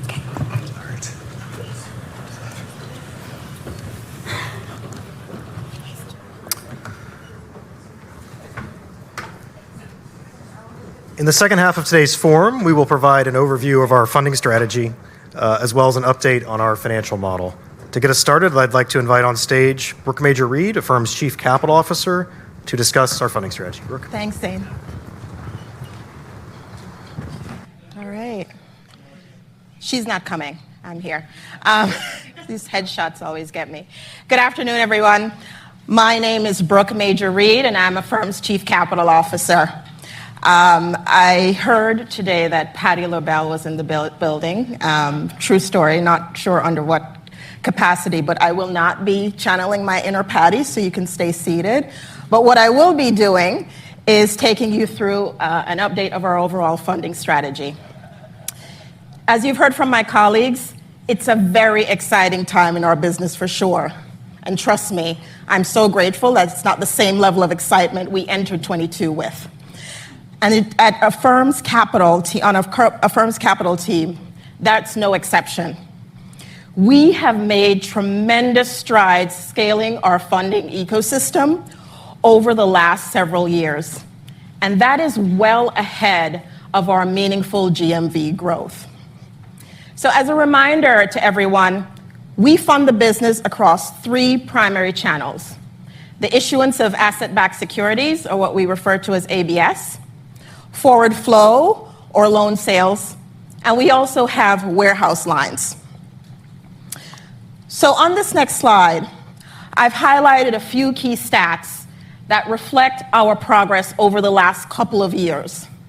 And that period also covers the most acute, uncertain times around macroeconomic uncertainty, some geopolitical uncertainty, but also market volatility. So when we think about what's been happening in our funding channels, from left to right, starting with ABS, we've almost doubled the number of transactions we've issued over the last couple of years.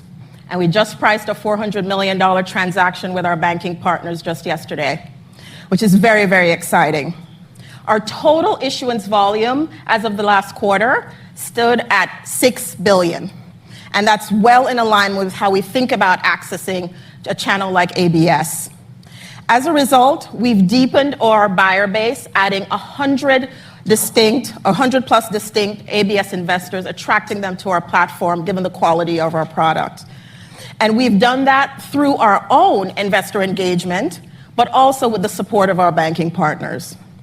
On the bilateral side, we have increased our strategic partnerships by about 50%, adding warehouse and forward flow partners who we know will be able to scale with us over time.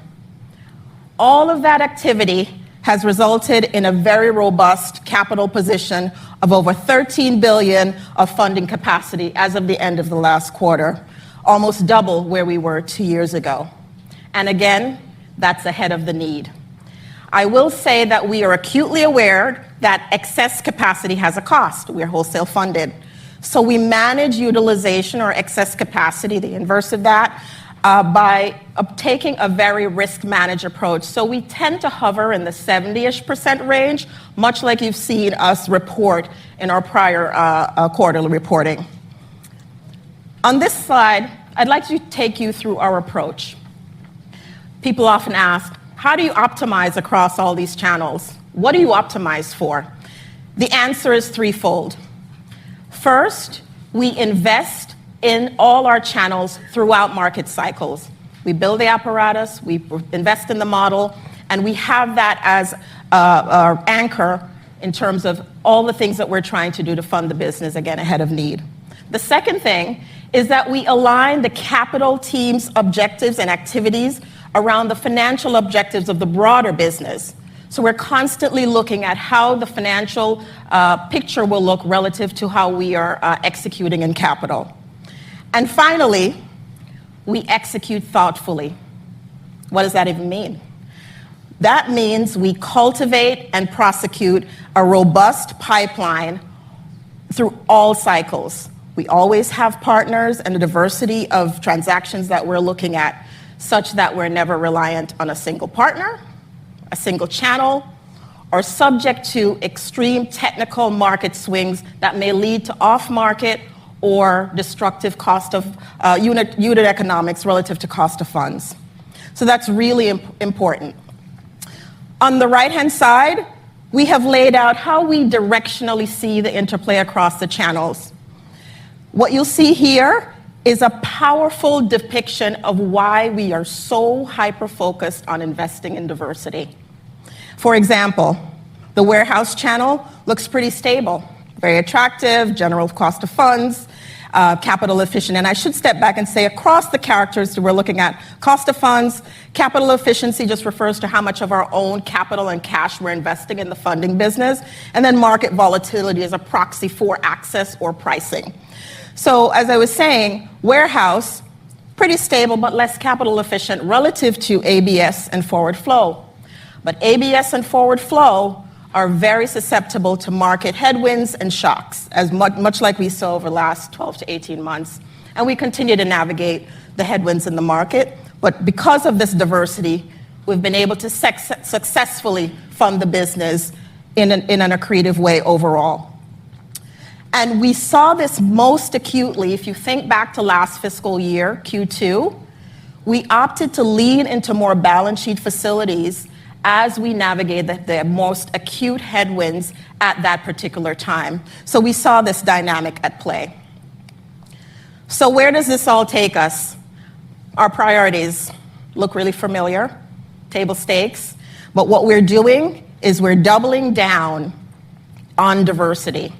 It's been our superpower. It's been the thing that we have been quite successful at. And we are grateful for the partners who have hung in there with us over time. And that diversity has continued to lead to capital efficiency, also cost of funds advantages. And when I talk about managing capital efficiency, it's really maintaining a level of what we call equity capital required in the business that is in around 5% range. And we think that's a healthy range relative to scale as we grow the business.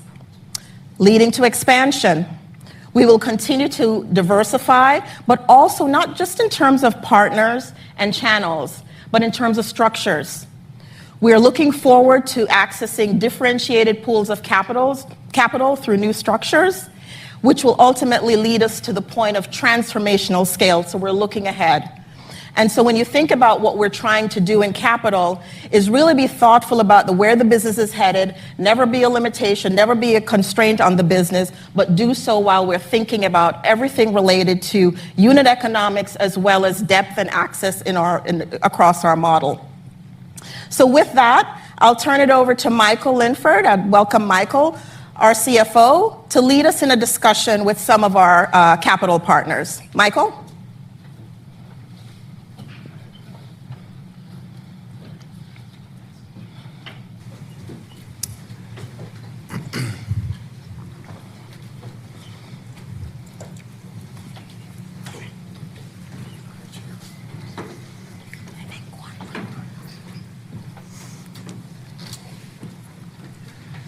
I am so excited for this. We have received a number of questions over the years at Affirm about getting more context for our capital partners. And I am delighted to have on stage with me a sampling of our best capital partners across very different strategies and approaches to the market. And I think it's going to be a really enlightening conversation for us. So what I'd like to do, if it's all right, is start with everybody introducing themselves. Just who you are, what your firm is, and how you think about the asset class, very broadly. And we'll start with you, Hussein. Thanks, Michael, and great to be here. I'm Hussein Abbas. I run our strategic credit business at CPP Investments. That's about a $10 billion credit investing business as part of our broader capital solutions arm, which is a $30 billion multi-strategy credit investing business. To answer your second question around how do we think about the asset class, specifically around the consumer, I think we're actually quite bullish. We think that, sort of some of the tough times for the consumer potentially behind us. We saw the softer print, and what we're seeing out there are some green shoots, actually. Clearly, it's bifurcated, right? You got to be nervous around the lower FICO area of the credit spectrum, but broadly, we're bullish, sort of going through the next year or so. Thank you, Jim. Hi, Jim Tian, ABS Trading, JP Morgan Asset Management, responsible for ABS Trading Resi, and we manage about $750 billion AUM across global fixed income platform. In terms of the overall consumer outlook, we are generally still largely positive on the consumer fundamentals as a whole. But, we are taking a somewhat cautious outlook given the fact that the advent of the stimulus and pandemic stimulus is somewhat in the rearview mirror. We do think the overall subprime consumer has already largely felt some of the pain in terms of losses and in delinquencies as well. But we're also keeping a closer eye on the near prime borrowers because we believe that could be the next cohort to feel somewhat of the pain in the consumer class. Brandon? Hi, guys. Brendan Feeney, New York Life, responsible for our direct investment strategies as well as consumer ABS on the whole. Looking at the consumer, I think we kind of look back to what is the volatility that could occur, and we've been using the financial crisis as the barometer of how things can change over time. The consumer looks fairly good compared to that time period. Maybe not as strong as it was 2 years ago, but still quite strong. Our investment strategy will go from senior rated AAA investments to forward flow strategies. So we are cautiously optimistic that things will continue to perform. We have certain sectors that we haven't participated in, but by and large, we think the consumer has held up fairly well. Right now, just looking at specifically unsecured consumer lending, we haven't spent a lot of time or invested broadly in the sector. However, with this brand, the Affirm brand, we do think very positively of it, and think it's been a good place for us to put money to work. Alex. Hey there, Alex Sabrito from 1 William Street. I am a portfolio manager on our private credit business. Among other things, I buy whole loans and provide financing for consumer lending. I'd echo what other folks are saying. We're cautiously optimistic, but we've definitely seen divergence in performance between sectors of the consumer as well as across different originators. And we take comfort in partnering with originators that have sophisticated underwriting capabilities that allow them to make adjustments quickly, to adapt to changing macroeconomic environments.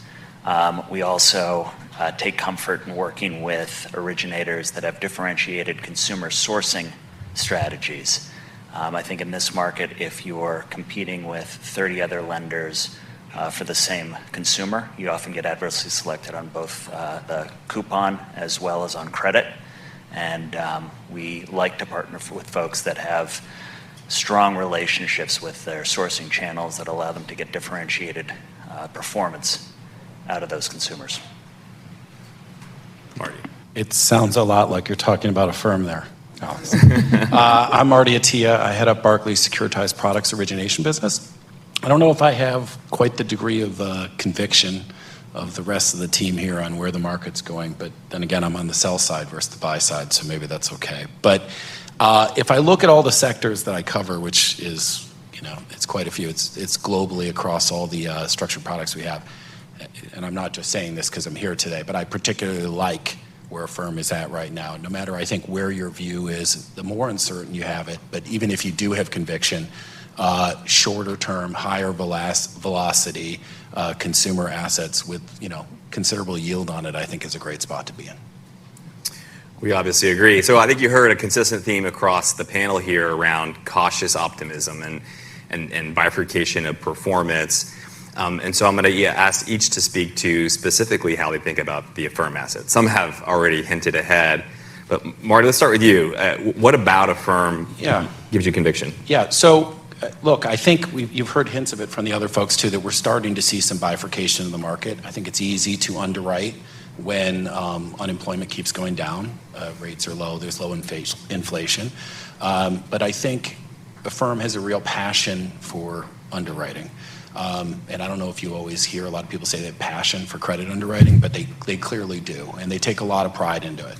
And I think they take full advantage of the fact that they constantly have at-bats. Given the shortness of the collateral, they're in a position to continually fine-tune, and I think the proof in the pudding is they actually do that. If you look at 21, which I think was a rough year for many consumer lenders, and then you listen to Affirm talk about how they took advantage of the fact that they were seeing those signs early and were tightening up origination over the course of 22, and then you look at the vintages that we saw in 22 and on, and each successive quarter was going better and better and going more lines of things, I think that says a tremendous amount. So all that data they're picking up, all the focus from senior management pays out in really good performance. And I think, not only do I appreciate it, Barclays as a lender and partner to you in various ways, but we've seen the receptivity in the capital markets, most recently on the deal that you priced yesterday, that message goes out and resonates. So it's a great place for a credit investor, in my opinion, to park your money in good markets and bad, but I think in particular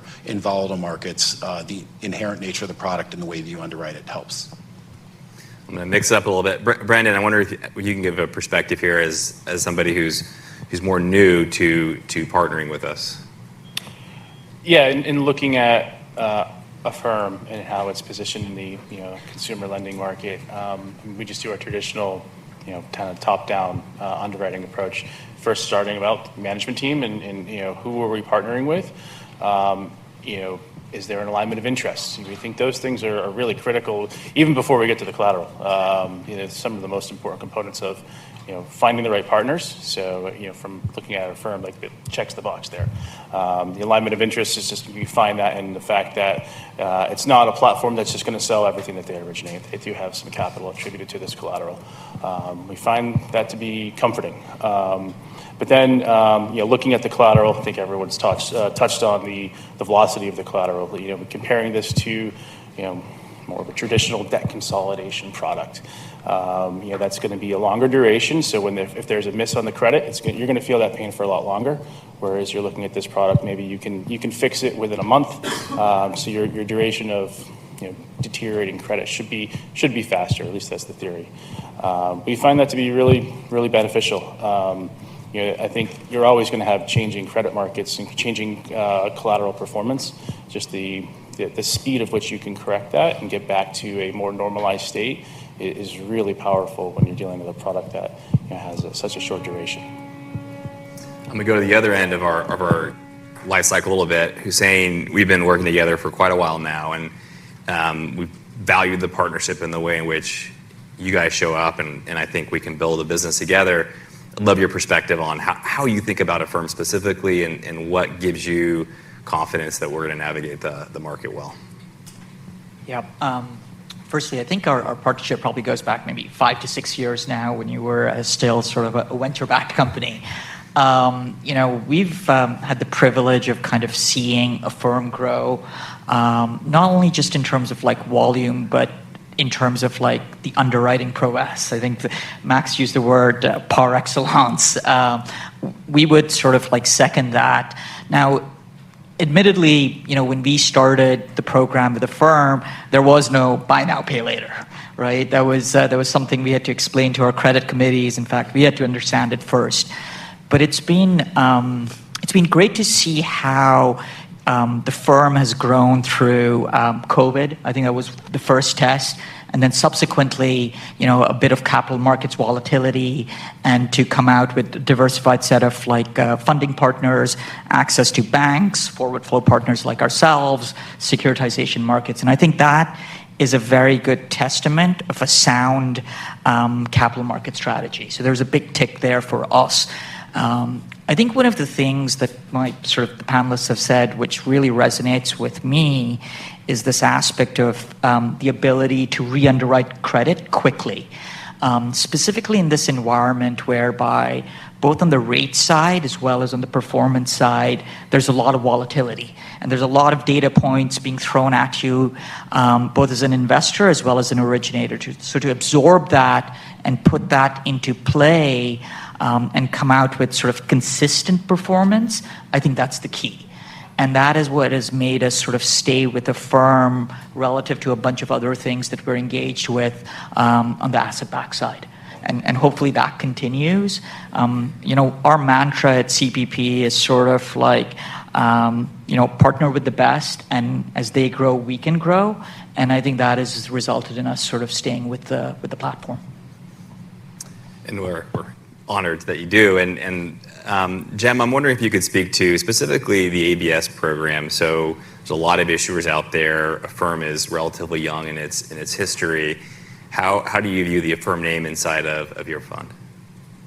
Yeah, I think it's important to note that we prefer issuers that have skin in the game.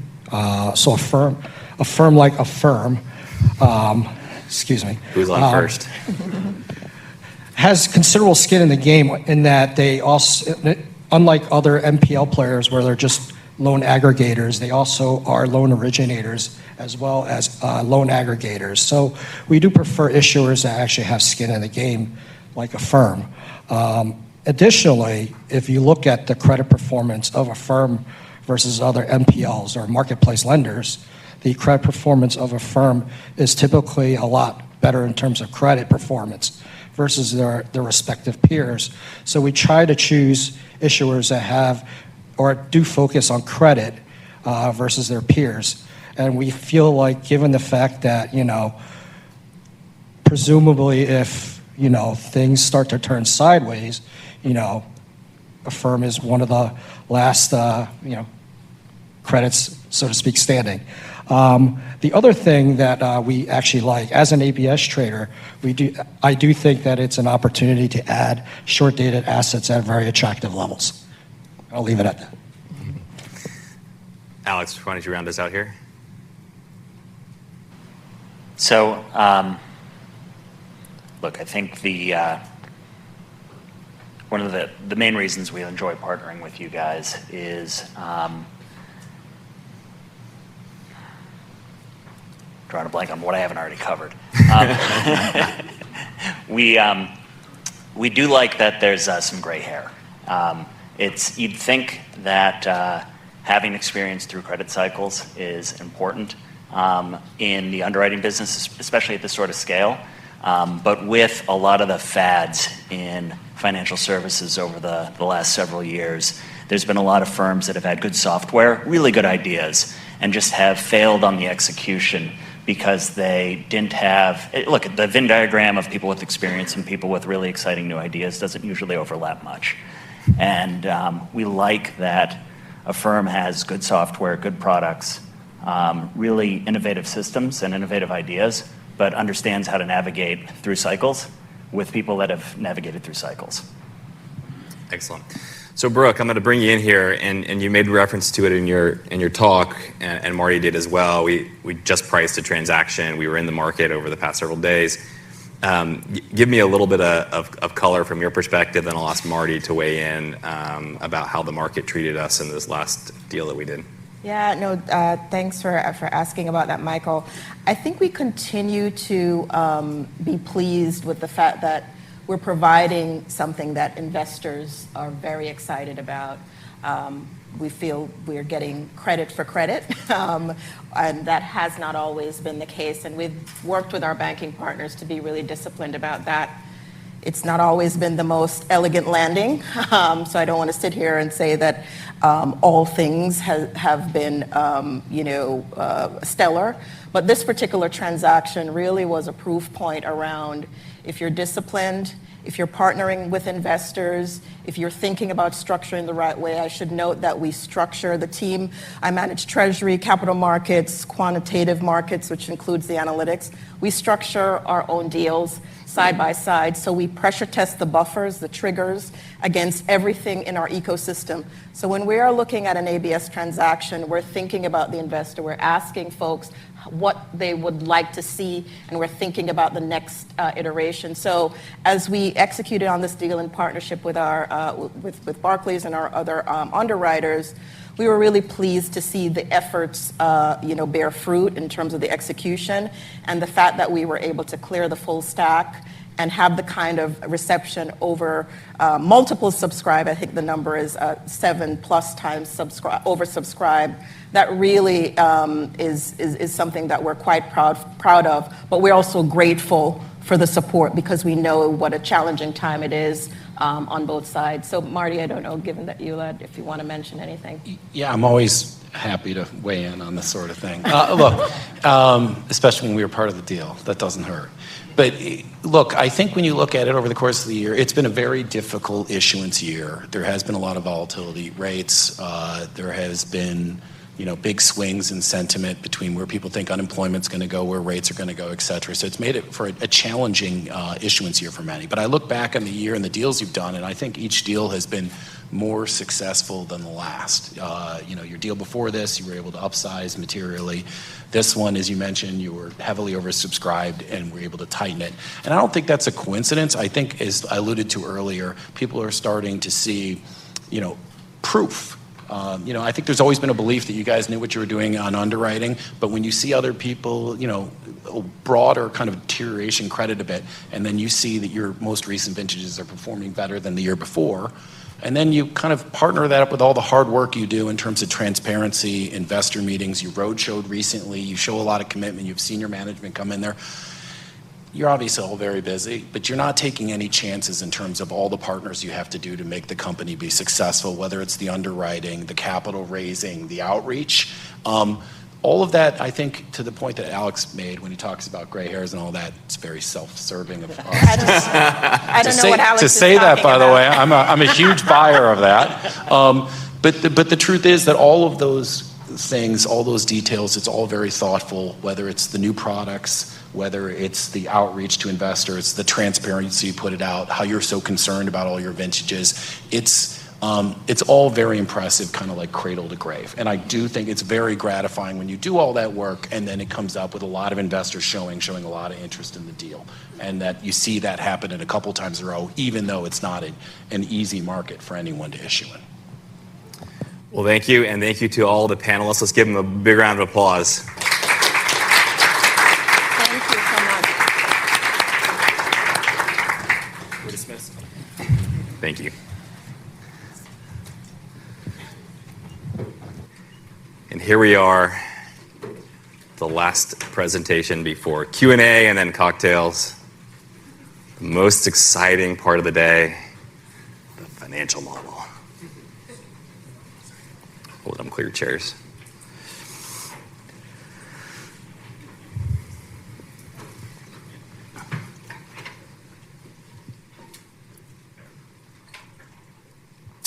So thank you all for taking the time to attend today. Thank you to all of our partners from the outside who participated, and thanks to the Affirm team who made this possible.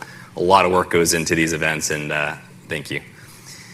So I'm going to cover 3 things here. The first is I'm going to recap our progress since the IPO. It's a good moment to look back being here at NASDAQ. I'm going to talk about our path to the next milestone we talk about with respect to GMV, which is our $50 billion mark. And then I'm going to update the long-term financial model that we shared with y'all back in 2021. I remember distinctly the phone call I got from Max in the summer of 2020 when we decided it was time to take the company public. I remember it distinctly because it was, I think, characterized with a lot of volatility. We went from March and the shelter-in-place orders coming down and the fear around what might happen with COVID, to a realization that we were winners in the COVID era for sure, and that our credit model was passing its first test, as you just heard on the stage a few seconds ago. And that was a time we had just finished our fiscal 2020, and the business was obviously very, very different than what it was today.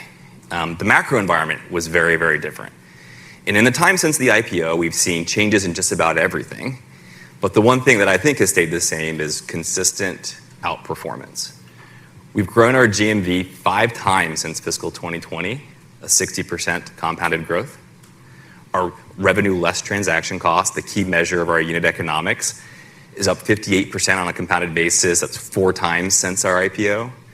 The revenue has tripled, and what's really interesting and pretty new to the business is we're beginning to show real operating leverage in the business.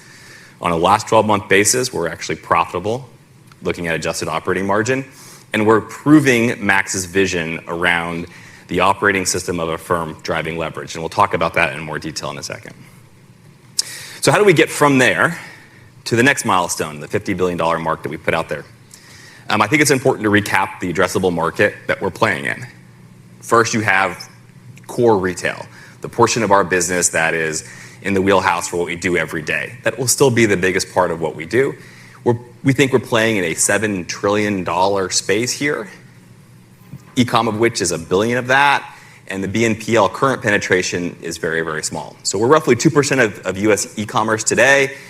Obviously, we have a lot of room to grow within e-com, and as you heard Libor talk about, we have a lot of opportunity in taking the card offline to help address the $6 trillion of spend that we largely don't address today. You heard today about continuing advancing our B2B work and the work that we have with Sold Props. There's another $700 billion business in SMB financing, of which $300 billion is just in Sold Props alone. And we're pleased to be partnering with some of the leaders in that space out the gate. And then lastly, you heard about international. And international for us represents a sweetener to the addressable markets. We're market leaders in Canada today, a $44 billion market, and we are going to be launching in the UK, a $133 billion market. EU's on the horizon, but that's obviously a very large market too, with $1 trillion in spend. So we wanted to map out how you take that TAM and you take the product roadmap that you heard so much about today and how it maps into the growth algorithm. So in our fiscal 24 outlook, we've communicated $24.25 billion of GMV. That growth is primarily going to come from winning at checkout. That's doing more of what we do every day. We've communicated before that our direct-to-consumer business, in particular card, net of any cannibalization, will deliver a few points of growth for the year, and we feel good about delivering on our outlook of $24.25 billion. Over the medium term, we're going to work our way to $50 billion in GMV, and we're going to do that by continuing to win at checkout, by growing the card, and continuing to launch new markets. The first of which we think will deliver mid-teens growth rate a year. That's just addressing that $7 trillion opportunity, $1 trillion online and another $6 trillion offline. The card itself helps us address that, and we think that'll deliver approximately mid-single digits of growth a year. And then our new markets will be low single digits per year. Those markets tend to take more time to grow, and yet we think is an important piece of diversifying and scaling the platform. The model. So before I update the model, there's a few things that are important inputs to it. The first is the card itself. The card today is actually 3 separate financial products. We have Pay Now, Pay in 4, and then these monthly installment interest-bearing loans as well. What's important is that the current mix of products that we're seeing with respect to the card is heavily weighted towards monthly installments on a GMV basis. And why that's important is that's what primarily informs our ability to deliver the 3 to 4% revenue less transaction costs on the card. So as Max mentioned before, there's a lot of transactions that are happening with Pay Now, but most of the GMV, given the higher average order values, is sitting in Pay Over Time in monthly installments. 86% of GMV is there. And that's a product that we know very well and can print very strong, profitable units behind. The second thing to know is that the mix of in-store versus offline is heavily weighted with respect to, relative to Affirm overall, is heavily weighted towards the offline portion of the world. So 26% of the volume is coming in offline.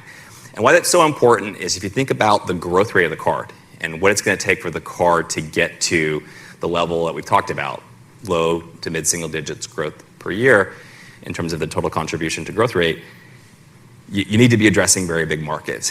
And we're proving resonance here in a way that frankly no other player has. We're able to address offline spend today in this form better than any other way. So between the high mix of interest-bearing products and monthly installment products combined with the strong offline concentration here, almost an order of magnitude higher than the rest of the portfolio, we feel confident around the long-term growth of the product and the profitability of it. And before I go to the non-GAAP other operating expenses, I want to take a second and talk about the enterprise warrant expense that's been flowing through the GAAP P&L. And I want to do this because I do think it's important for people to understand a few things. The first is that there are 4 different tranches of enterprise warrants, 2 of which have already fully vested, and 2 of which are still vesting. And what's important about that is for the shares that have already vested, they obviously can't drive any dilution, even if expense is still flowing through the P&L. Of the tranches that have not yet fully vested, 1 is vesting on a time-based estimate. There's 2.2 million shares left to vest. Those shares represent approximately $300 million of SBC. And the reason for that disconnect, as you're quickly doing the math in the head, is because we value these awards at the time that they were granted, and which in this case was November of 2021, which was a time when the share price was very different. So as a result, the level of stock-based compensation in the P&L doesn't match what you think the level of dilution might be to the actual shareholder. And then the last chunk of shares, which will continue to flow through the P&L through fiscal 29, we estimate, is $100 strike warrants. And similarly to the low level of dilution you expect out of the 2 million shares left to vest on the penny warrants, the $100 warrants obviously don't represent a material dilution on a fully diluted basis. So while the enterprise stock expense, the enterprise warrant expense has been flowing through the P&L, we expect it to go down over time, and we expect the total dilution to the shareholder to be approximately less than 1% for the remaining vesting. Similarly, stock-based compensation is a topic that's received a lot of attention, and we want to make sure everybody understands how we see it. There's 2 pieces here in the chart. You'll see the CEO Value Creation Award, which, like our enterprise warrants, was valued at the time of the grant, which was the time of the IPO back in 2020. And then the employee stock compensation, which is more normal run rate equity awards for our employees. The remaining vesting tranches for the CEO Value Creation Award require a 132 volume weighted average price. I hope that we get there, and if we do, I think the shareholder will be quite happy. The balance is employee compensation. We expect that to be less than 5% in the near term and less than 3% over the medium term in terms of actual dilution. Okay, with those 2 things out of the way, I want to talk about the non-GAAP view of the world. This is our estimate around operating expense leverage that we intend to show over the medium term. While revenue growth is above 20%, we would expect to be delivering somewhere between 32.5% and 35% operating expenses as a percentage of revenue. And while we get to sub 20% revenue growth rate, that number will fall down to 17.5% to 20%. And we'll sum it up for you in the next slide, trust me. But the key thing to point out here is that we expect from this point relatively low leverage in sales and marketing. We think low single digits, whereas we would expect medium leverage, mid-single digits across tech data analytics and G&A, mostly because of the relative sizes. Sales and marketing on a last 12-month basis, on a non-GAAP basis, is now down to 5% of revenue, and TD&A and G&A are about 18%. What I think is really important here is if you look at the fiscal 23 column operating expenses on a non-GAAP basis for other OpEx was about 47% of revenue, and that number fell to 41% on a last 12-month basis, where the only real difference there is Q1. And I think that's a tremendous amount of leverage that we're able to drive in one quarter's worth of changing. The only difference between the LTM and fiscal 23 is Q1. And that's a reflection of what Max mentioned. We have a really efficient way to deliver new financial applications to the world, and we can drive significant leverage. I think this was a topic of conversation, frankly, for a lot of investors over the years, and our ability to substantially reduce line items like sales and marketing while still growing the business at the rate we have is, I think, pretty impressive. Okay, here's our updated financial model for our investors to look at. The headline is, there's no real change. Affirm continues to expect to deliver 3 to 4% revenue less transaction costs as a percentage of GMV, 6 to 8% revenue as a percentage of GMV, and 20 to 30% long-term adjusted operating margins. The only thing that's a little bit different in this model than what you would have seen 2 years ago is even in the higher growth periods, we still intend to run the business now in the 5 to 15% adjusted operating margin range, which means that we know, and we've demonstrated it last quarter, and our guidance for this fiscal year certainly implies it, that we can run the business with a level of profitability and continue to be very growthful. So we still intend to keep the same long-term margin targets, but in the medium term, as we're growing faster than 20% on a revenue basis, we'd expect 5 to 15% adjusted operating margins. And I'll note that our guidance for fiscal 24 has us at over 20% growth rate on revenue and above 5% from an adjusted operating margin standpoint, which is right in line with the guidance that we've given on the growth phase. So I am positive there will be more questions on this, which is why we are now going to move to a Q&A and invite everybody up on stage to answer your questions. Thank you, Michael.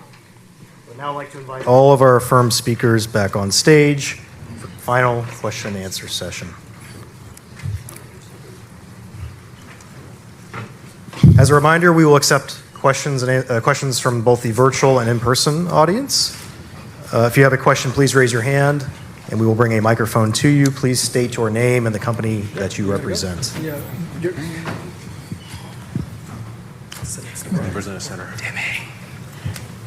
Looks like our first question will come from Tim. Great. Thank you. Tim Chioda from UBS. So we touched about this a little bit a week or so back, but I thought this would be a good forum to bring it up again. So we talk a lot about the 3 to 4% RLTC as a percentage of GMV, but there's a big chunk in there from the processing costs, which is about a whole point, which is big relative to 3 to 4. So could you just talk about some of the opportunities to bring that cost down over time in terms of reducing maybe card-based funding or paybacks to more of a bank-based method using something through the likes of Plaid or others? Thank you. Yeah, I mean, I think it's a logical question, and then the answer follows. I mean, we are actively working on moving customers over to bank-based, to ACH repayment, incentivizing that where it makes sense, making it available as a default repayment mechanism. We also, especially at the lower card sizes, this is where products like Max talked about, Pay in 30 or Pay in 2 makes sense, right? Because you have less payment processing cost as a result of it. And we're also looking for users who are high velocity users, aligning repayment dates across multiple obligations that they have, so we can do a single draw. So the observation is accurate, and we are actively working on reducing that cost. Great. Any more questions?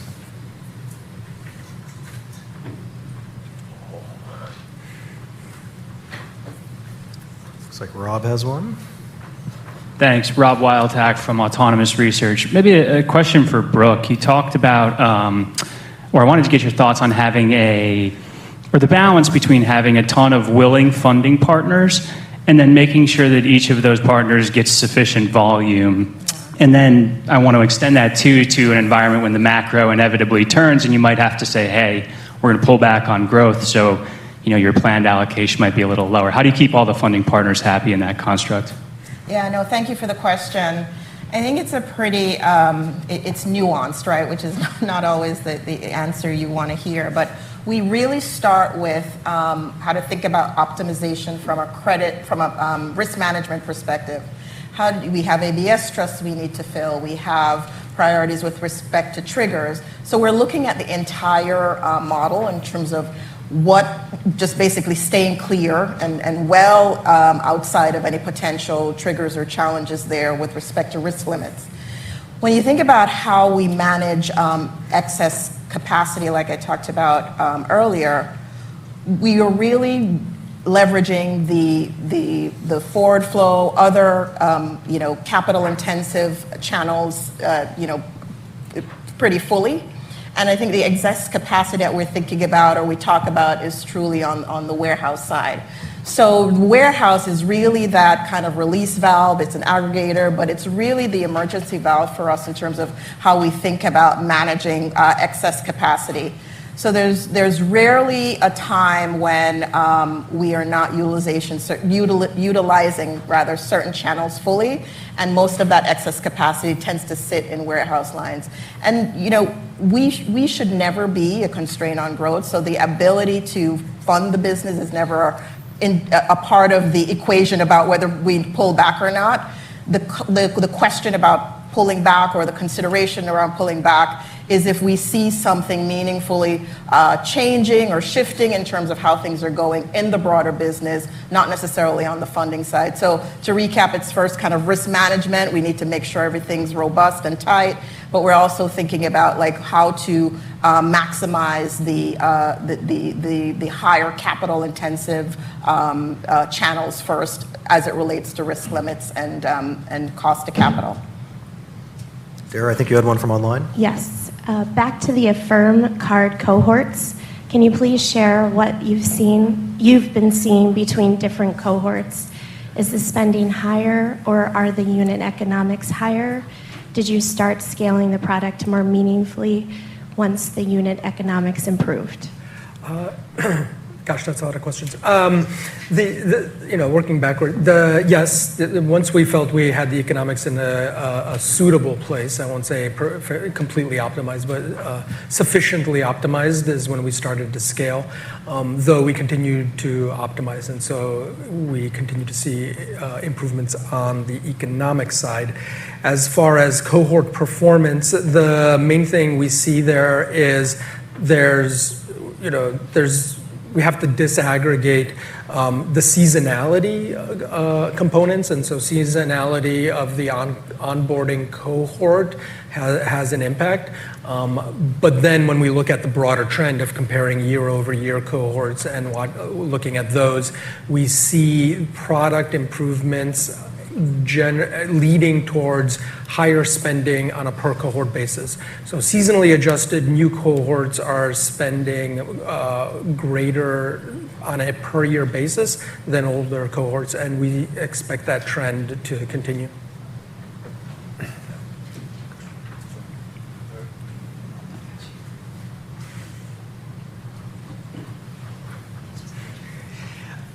Reggie Smith from JP Morgan. Obviously, you guys are really good at risk management.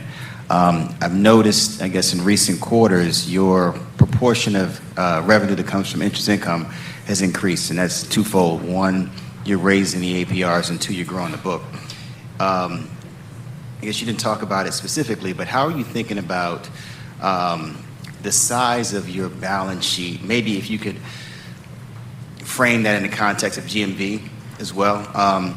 Just trying to figure out, how large you're willing to get and how much opportunity is in that line item.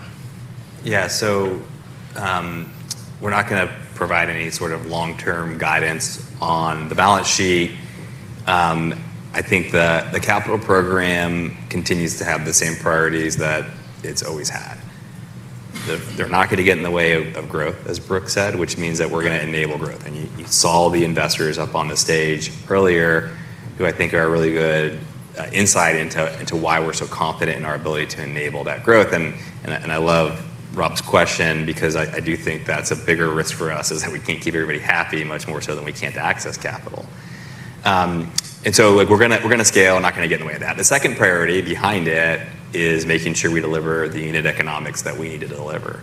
That's to make sure that we can fund our business and be profitable and be good stewards of capital and everything else.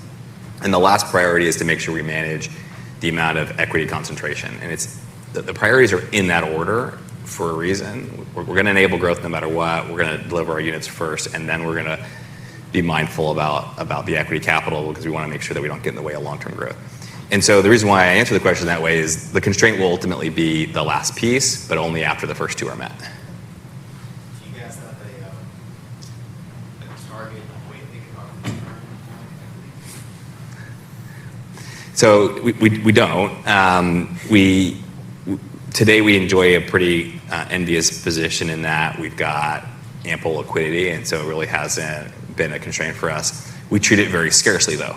The reason we've been talking about it so loudly and for so long is because we're definitely mindful of the fact that that's ultimately a constraint on what we can grow into. Andrew? Andrew Bao from Wells Fargo. So one short-term financial question, not necessarily short-term, but thinking about the 3 to 4% range, maybe if you can just give us an update on the variables that can bring us to the high end or the low end. Obviously, mix is an important dynamic here, and anything else that you were thinking about is how mix evolves over time.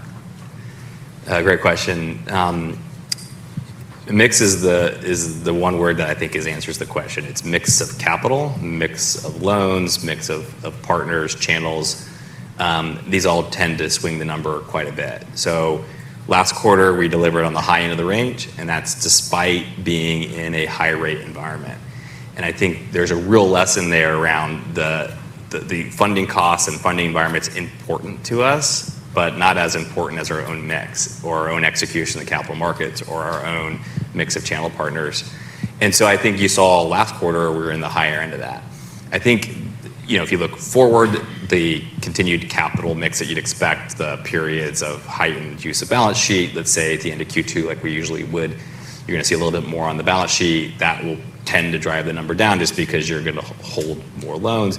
And similarly, I think that as you can sell more loans, it can swing to the other side inside the period. I think that credit always matters.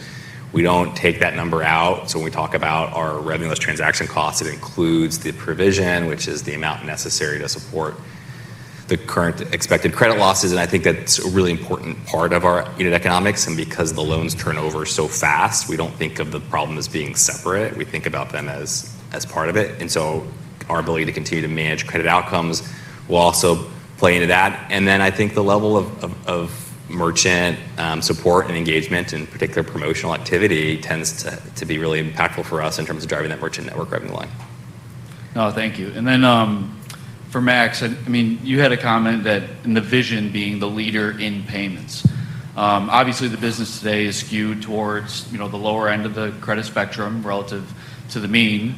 But being the leader in payments, in our view, and would essentially mean being able to move up the affluency curve. And so how do you kind of break the ingrained behaviors around credit and rewards that are offered by some of the largest issuers in the space today and gain further penetration up there? So for what it's worth, we can definitely quibble with the definition of where the business is today. I wish we could skew as low as I would like, because I think there's some tremendous work to be done at the truly sort of, call it bottom quartile, but we generally speaking can't really go there because we don't want to price the credit any higher than we do. And just the products that make sense there aren't the ones we make today. So we play primarily in the two middle quartiles, but you're right, we are far away from the black cards and the sapphire reserves and all of that. And I'm not sure we can compete on rewards there.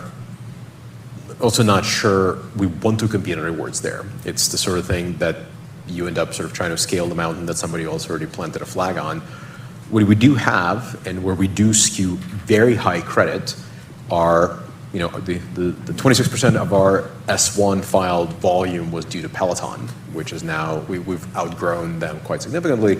But make no mistake, those are 39 months loans. given our conservatism when it comes to credit, those are not bottom or middle or any quartile other than the very top, because we're taking quite a long duration risk. And so that is a little bit of a blueprint for what kind of things that consumer is willing to take, even if they have black card in one pocket and the Sapphire Reserve in the other. And we'll lean into those learnings quite heavily. Definitely not going to pronounce any products here, but something that's still in the lab layer versus on the factory floor is the products that we think would work for a higher credit quality demo, where we can focus on, here's a bunch of really great services and amazing deals you couldn't get anywhere else, where we're not super concerned with the credit quality at all. And don't expect us to show up with quintuple miles on your favorite whatever. The reason people do that, frankly, is for exactly that. Let's take MDRs from small merchants and give it to the marquee sponsor of the card. That's tried and true, and it works okay. I think between our innovation and perhaps the Credit Competitiveness Act, the game might change. Hey, Kyle Peterson, Needham. Thanks for taking the question. You guys gave a lot of really good color on risk, specifically on the credit side of things, with where we are in the cycle. I was wondering if you could give a little more color on how you guys are thinking about interest rate and duration risk. It seems like the velocity of the assets is reasonably quick, but any more color on how you guys are thinking about that be really helpful. Yeah, I mean, the longer duration is the question, right? The way we're thinking about it is longer duration, as the duration increases, generally, from our perspective, in terms of what we're willing to extend, moves up the credit ladder. And there, it's the primary controls there that we're looking at are exposure and the size of the exposure we have to that consumer, as well as their general outstanding debt. We look at it through really two lenses, both the absolute amount as we think about their indebtedness, but also what is the monthly obligation for that consumer. And so when we think about managing risk on longer duration, higher credit, we're primarily looking at it through that lens and monitoring the performance of that consumer across all of their obligations to us, obviously all of their obligations, period, but a special attention of when they have multiple obligations, and where in the payment cycle they are and how they're performing, not just that first payment DQs, but also subsequent payments and how that's going. And that's the primary things we're looking at from a credit perspective. A few others, but that's kind of the 10,000-foot view. Kevin Barker with Piper Sandler. Obviously we've seen a lot of merchants have a slowdown in spending, or at least a slowdown in transaction volume. So naturally they're your counterparty, and so they're looking to increase conversion rates and more spending. So how do you balance your conversations with your merchants on supporting them by either opening the underwriting box or shrinking the underwriting box, and then maybe balancing that on supporting them versus pulling back in what might be a weak economic scenario? Well, I mean, I'll take a part of it at least. Obviously, there is the conversation with the merchant as well. But the primary starting point is always the consumer and their credit performance. So we're looking at that and making sure that we're not overextending the consumer, that we're not creating risk for the business, especially as it relates to the capital program. And so we're looking first at the consumer, then the capital program, and then we're looking at what's available, what options we have at the merchant. It's not just a matter of lowering cutoffs. It's not just a matter of increasing exposures, but we also have fixed APR, moving from a floating interest program to a fixed APR program, or going to zero and other offers as well. That can work broadly. The other component of it is it's not just that we're looking at consumers who are at the limit of what is sustainable for them. There is, when we look at the 40 million users that we have, a lot of them have additional capacity, and it becomes more of a question of, is this the thing that they want to spend the dollars they have remaining in terms of exposure and limits? Is this the purchase that they want to make? That's where the merchant is trying to put their best foot forward relative to other merchants. And so when we think about it internally, from our perspective, it's really two sides of the same coin. On the consumer side, it is we are trying to increase share of wallet. The spend that consumer is going to have, we want to capture more of it. And on the merchant side, we're trying to capture a larger share of cart. And again, it's, we're trying to grow it, but we're also trying to capture more of it. And those become, really, it's a transaction, so it's the same thing, just two different sides of it. And we do have conversations with our merchants where we're very transparent, and they're transparent with us. So if they're trying to lower their cost of acceptance, we look at different ways we can customize the program. So maybe, as Libor kind of mentioned, we could do a 499, 999 APR versus, a variable rate. And that might be better than a 0% offer. Or maybe you do a 0% offer promotionally at certain periods where you can afford that spend. Or you offset maybe advertising spend. So if you're doing a big promotional event, maybe you want to spend a little more on the financing program, offer a 0% program, and then in other times you might want to cut back. Or if you have surplus inventory. So really what we try to do is customize the program based on the constraints that the merchant is seeing. At times they may want to flex up to get more volume. At times they may want to flex down. But we can be variable and work with them around that.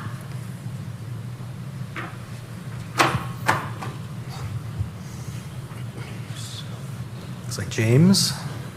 Great, thanks. Wanted to ask a couple of questions. First, on this point on 0%, and Max, you talked about with Peloton that you had very long duration, so it was very high credit quality customers.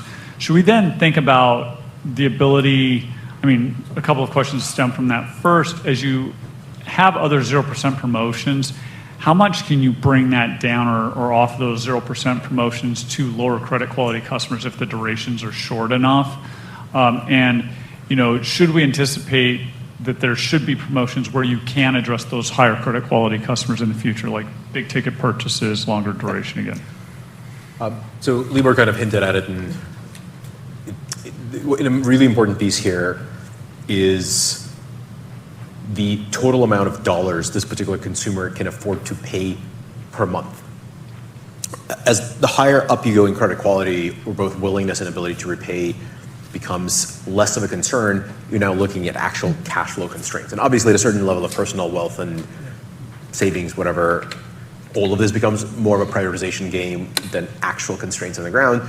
But for the mid-prime, upper mid-prime customer, it does become a question of what is better for you, a 0% rate or a longer term. And you can sort of imagine it's a fairly obvious three-dimensional function, and you can find the optimal point for just about any consumer if you understand them well.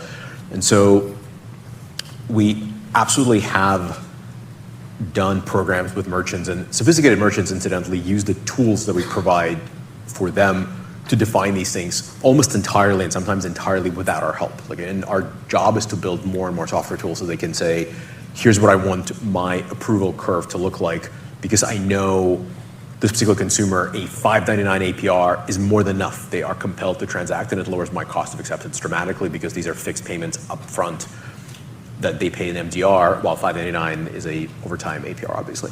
And so I think it's really appropriate to think about these things as kind of a continuum of offers, quality of credit, and merchant margin. Those are kind of the three dimensions that we optimize in. And it's a 3D surface, but there's always a point for every customer where they'll go from, this is interesting, but I'm not quite prepared to transact, to this will actually work for me and I'll go do it. And we both A/B test and use merchant intuition to find the right points on that curve. And just to kind of give you an idea, on the merchant side, there's merchants with very healthy margins in certain subsegments, and we've had conversations where those MDRs are pushing 20% because of what they want to do, as you said, going low, long, and zero. And so we can operate in that space. I think it's a mistake to think that we only engage with high credit quality users on 0%. High credit quality users use credit and they borrow, and I think that's part of the reason why they're high credit quality. And so while we do have the ability to approve deeper and the average is lower, we absolutely underwrite and are able to engage higher credit quality users with interest-bearing loans. And then my second question was, I guess like when you look at the time bridge between medium-term and long-term growth rates, what brings that slower growth, higher margin environment sooner versus pushes it out further? Just trying to think about how we think about sensitivities there. Yeah, I think the biggest thing is honestly how quickly we're able to ship products that resonate with consumers and deliver the economics that we need that are scalable and sustainable. And I think Max talked a lot about being able to ship products quickly. I think the constraint will probably be in making sure that they resonate with consumers in a way where we can still deliver the unit economics that we need, because we don't think growth and profitability are trade-offs. They really go hand in hand. It's an issue for us with respect to the unit, and with respect to the operating expenses. The investment we make is consistent with the growth that we're seeing in the business, and those things are coupled in a way we can control. Dan? Hey, Dan DeLevitt, Mizuho again. Thanks for taking my question. Can you maybe talk about the dollar-based retention, net retention? Seems quite high, I think 115%. Can we talk about that, the sustainability of that ratio, and is there more room to gain share as that continues? Thank you. So we don't see any reason why it can't be sustained. I don't think we've found the upper limit of that share of cart. I showed those charts earlier in terms of how the share of cart can build over time, and we don't think we've hit any sort of limit there. And then when I look at our ability to retain the logos and renew, and when you put those two things together, I don't think we see any reason why it's not sustainable.